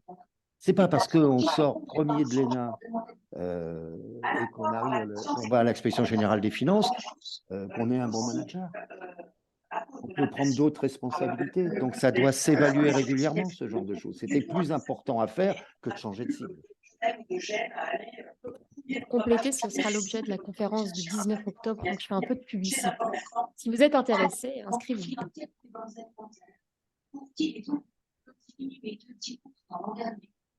Je trouve que c'est une vraie réflexion parce qu'elle est très partagée, je crois, par beaucoup de Français, mais il y a une part de la réponse qui tient aussi dans l'évolution, une certaine évolution, et une deuxième dans la multiplication d'un certain nombre de contraintes.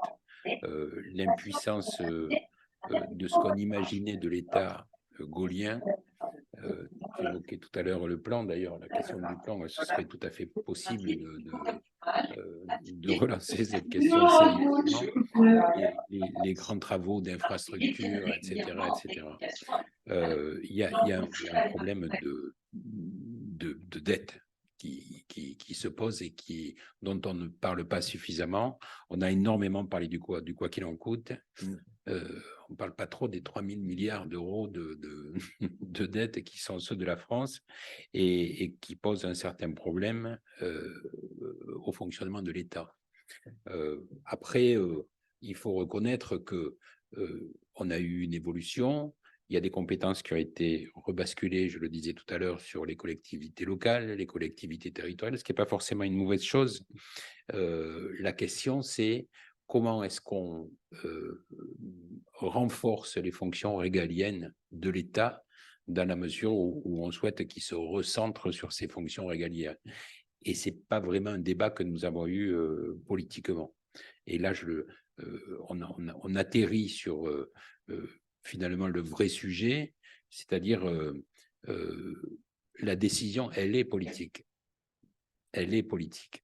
On a eu des discussions plusieurs fois sur les questions de la gouvernance, mais c'est sur la manière de gouverner qu'il faut se poser des questions. Moi, quand j'ai été député, il m'est arrivé de présider beaucoup de commissions des finances. Il me semble que, en fait, la réalité, c'est que soit nous avions envie de prendre les choses en main avec un gouvernement, avec des ministres, avec des parlementaires, des sénateurs, parfois des élus locaux, et à ce moment-là, il y avait un projet. Et il n'y avait à ce moment-là plus aucun problème pour que l'administration soit la meilleure ingénierie possible, l'administration de l'État.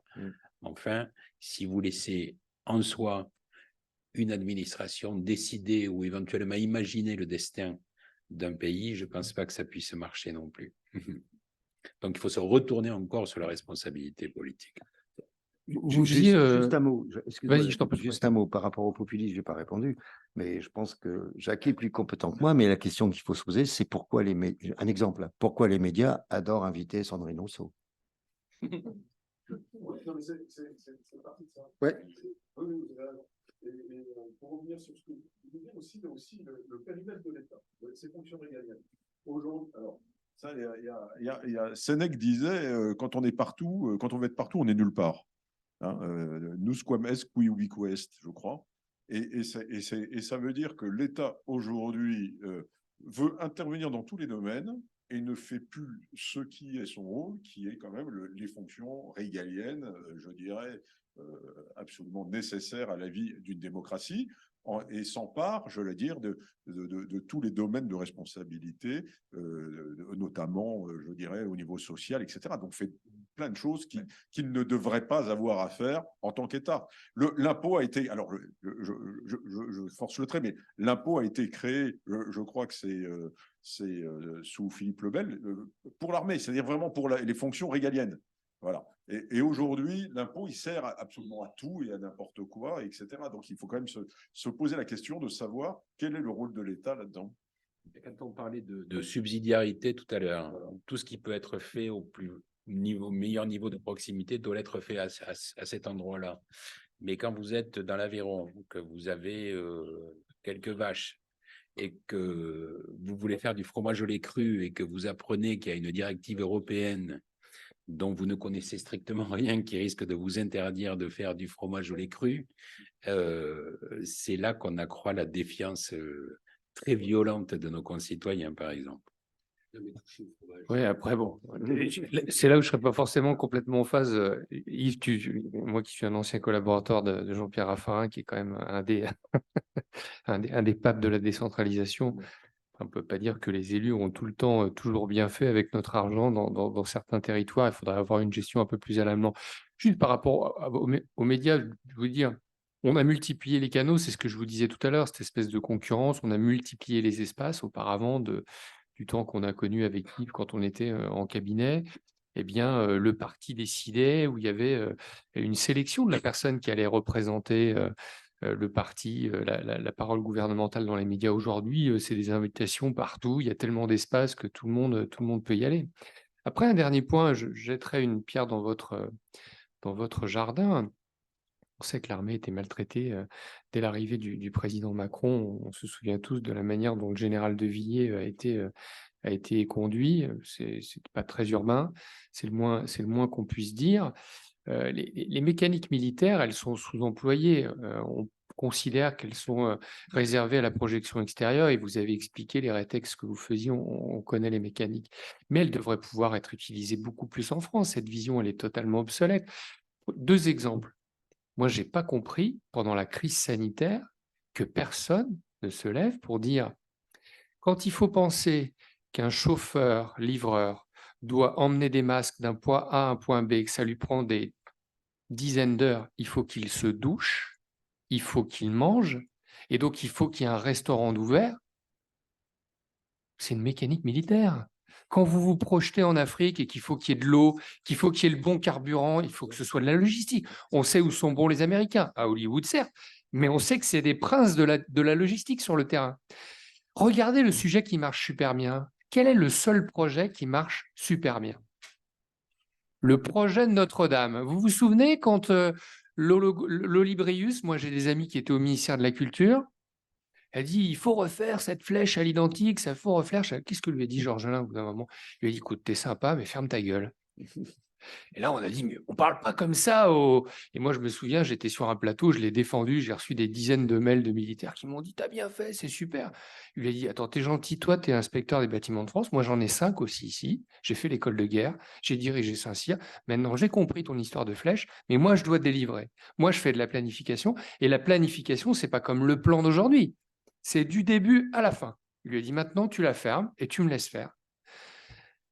Où sont les militaires quand même? À un moment, on les sous-utilise pour tout un tas de projets qui devraient être conduits avec cette science-là, qui est une science qui est sous-utilisée. Voilà, le général Val nous disait comment on fait concrètement. Je pense que dans tout un tas de sujets, parce que la complexité aujourd'hui, elle est vraiment partout, on devrait, dans tout un tas de projets, se dire, nous, on a un grand copain, le général Zimmermann, qui nous parle tout le temps de planification, qui est un très bon Pardon? L'amiral. Oui, c'est un amiral, Patrick, pardon. C'est parce que je l'appelle Patrick. Attention. Dans ce pays, vous saurez dans quel cerveau ça va germer. Ça. Il est à ma gauche. Voilà, bon, je pense qu'il devrait y avoir plus de cette science-là pour conduire tous les projets. Et je conclus, je vais vous donner un exemple très précis d'un ami à moi qui dirige une société dans le bâtiment. Les Jeux olympiques vont se dérouler au Grand Palais, avec des épreuves prestigieuses comme l'escrime. Eh bien, le gars du ministère de la Culture a mis en place un planning. Chaque livraison doit se faire dans 1 heure. Ils font tellement la queue qu'ils sont en retard sur le planning. Donc, il faut reprendre rendez-vous. Ça reprend 2 semaines. Le patron du chantier, il n'avait pas son accréditation. Il a dirigé son chantier pendant 3 semaines du bistrot qui était au coin. Il ne voulait pas le laisser rentrer. Vous croyez qu'avec le général Georges Alain, ça se serait passé comme ça? Eh bien, et vous verrez, vous penserez à moi, vous regarderez les épreuves d'escrime aux Jeux Olympiques, eh bien, ils ont consigne d'aligner toutes les caméras dans un sens, parce que le chantier de ce qui a sans doute de plus beau en France ne sera pas terminé pour des questions d'organisation, de livraison de pièces de bâtiments. Voilà. Et l'autre jour, Jean-Claude, lors d'une conférence privée à Sinopia, avait invité Jean-Louis Borloo.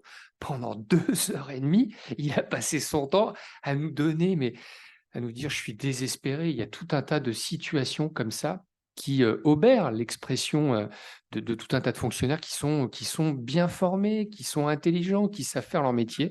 Eh bien, on a attaché nos 2 chaussures avec un nœud qui est bien serré. Et ça, je pense qu'on pourrait faire beaucoup de choses pour essayer de le desserrer.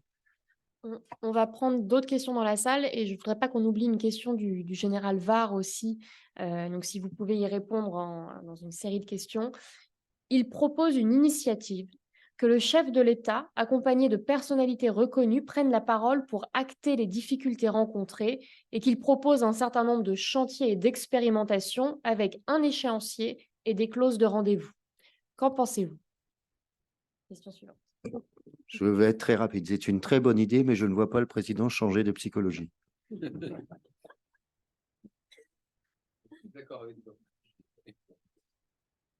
Alors, tout d'abord, je vous remercie pour toutes ces informations qui sont très, très intéressantes et venant d'illustrations diverses, d'origines diverses, elles se complètent parfaitement.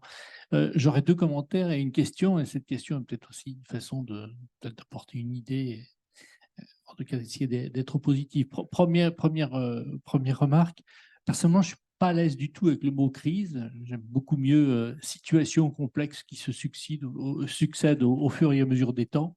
Personnellement, j'ai toujours entendu qu'on était en crise. Je pense qu'avant que je sois né, il y avait déjà des crises, et certainement plus graves en 1914, en 1940.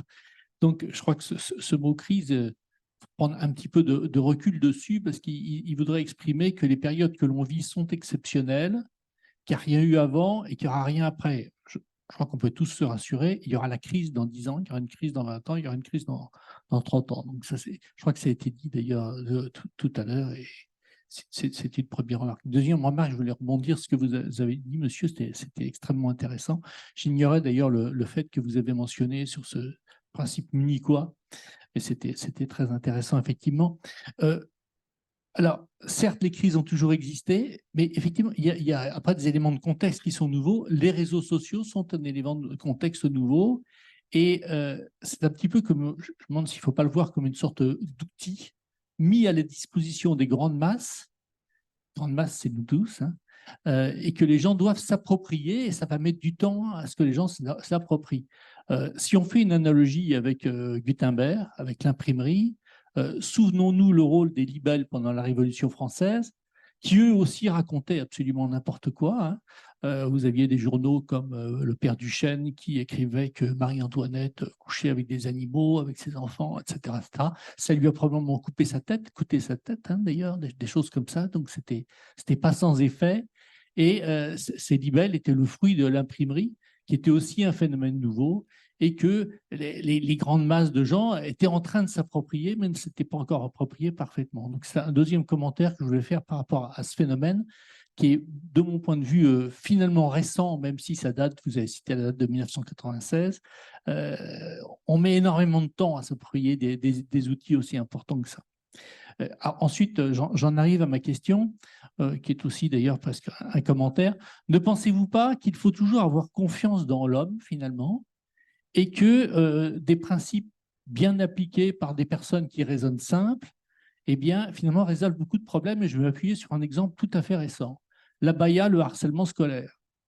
On ne va pas dire que l'enseignement national c'est le fameux mammouth, hein, je dirais l'institution la plus facile à faire fonctionner. Bon, on sort d'une époque où on avait un ministre qui visiblement était encombré avec ce type de problème, comme le sparadrap du capitaine Haddock. Et on a un nouveau ministre qui arrive, qui dit bon, ben, c'est très bien, c'est très simple, il n'y aura pas d'abaya dans les établissements. Voilà, il n'y aura pas d'abaya dans les établissements.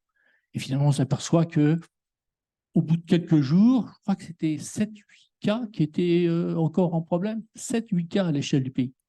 Deuxième sujet, le harcèlement scolaire. Ça existe depuis toujours. Malheureusement, on peut imaginer que ça va durer encore longtemps.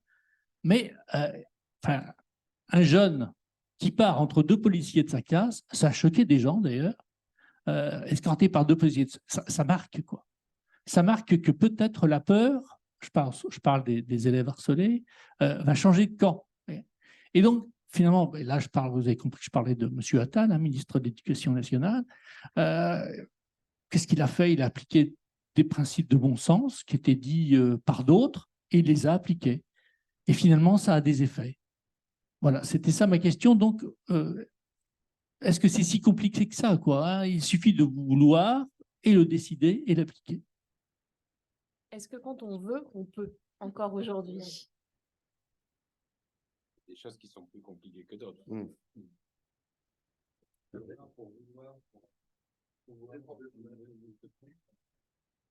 je peux peut-être répondre sur votre partie d'Amer.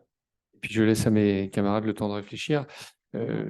Oui, je suis complètement d'accord avec vous. Je le disais un peu tout à l'heure, vous avez au début du 20e aussi, fin du 19e, un Léo Taxil qui a imprimé tout un tas de bouquins en expliquant que les francs-maçons faisaient des rites sataniques, et puis le pape s'est alarmé, il a excommunié tout un tas de gens, le protocole des sages de Sion, qui est quand même à la base de l'antisémitisme, qui a été diffusé, qui a servi à la construction de tout un tas de mythes, et dont Henry Ford, dont on achète encore le nom sur certaines voitures, a été un des principaux financeurs. Mais à l'époque, il fallait trouver le papier, et puis l'encre, et la machine, et la fonte, et puis la diffusion. Parce que si j'écris une lettre en disant à monsieur, monsieur, j'aime beaucoup ce que vous dites, très bien, mais si je n'ai pas les moyens de vous l'apporter, qu'est-ce qui se passe? Aujourd'hui, ce n'est pas ça. Si jamais je m'énerve et que je vous insulte et que vous êtes en train de me filmer, la planète entière est au courant.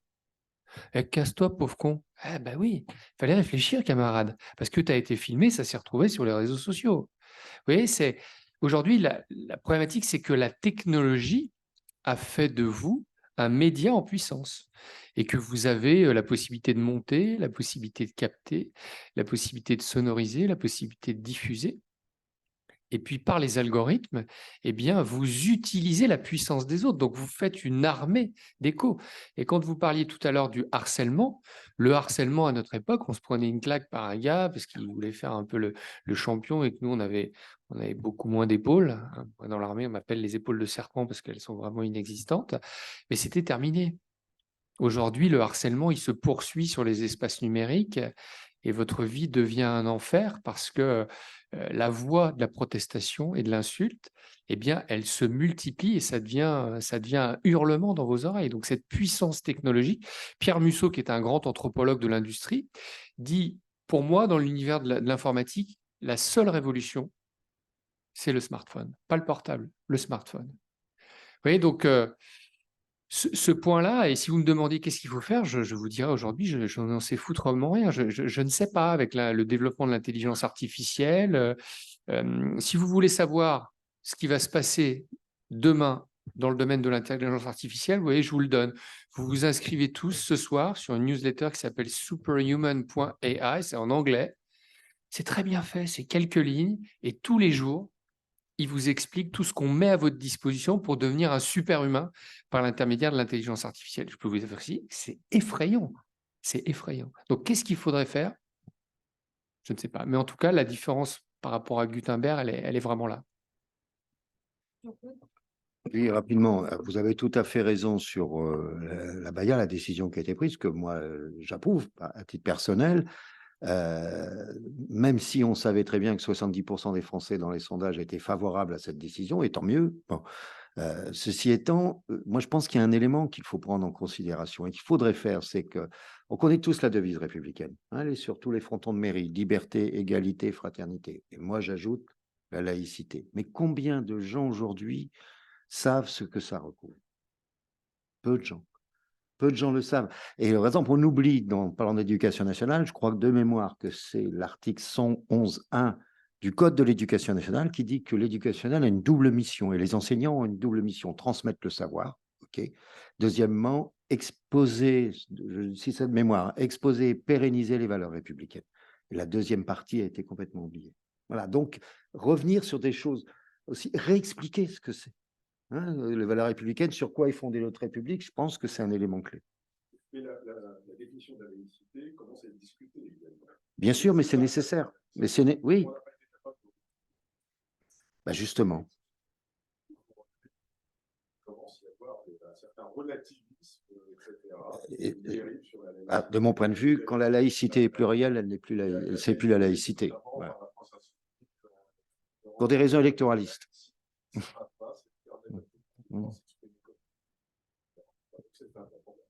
Il nous reste une minute si l'un d'entre vous veut peut-être conclure.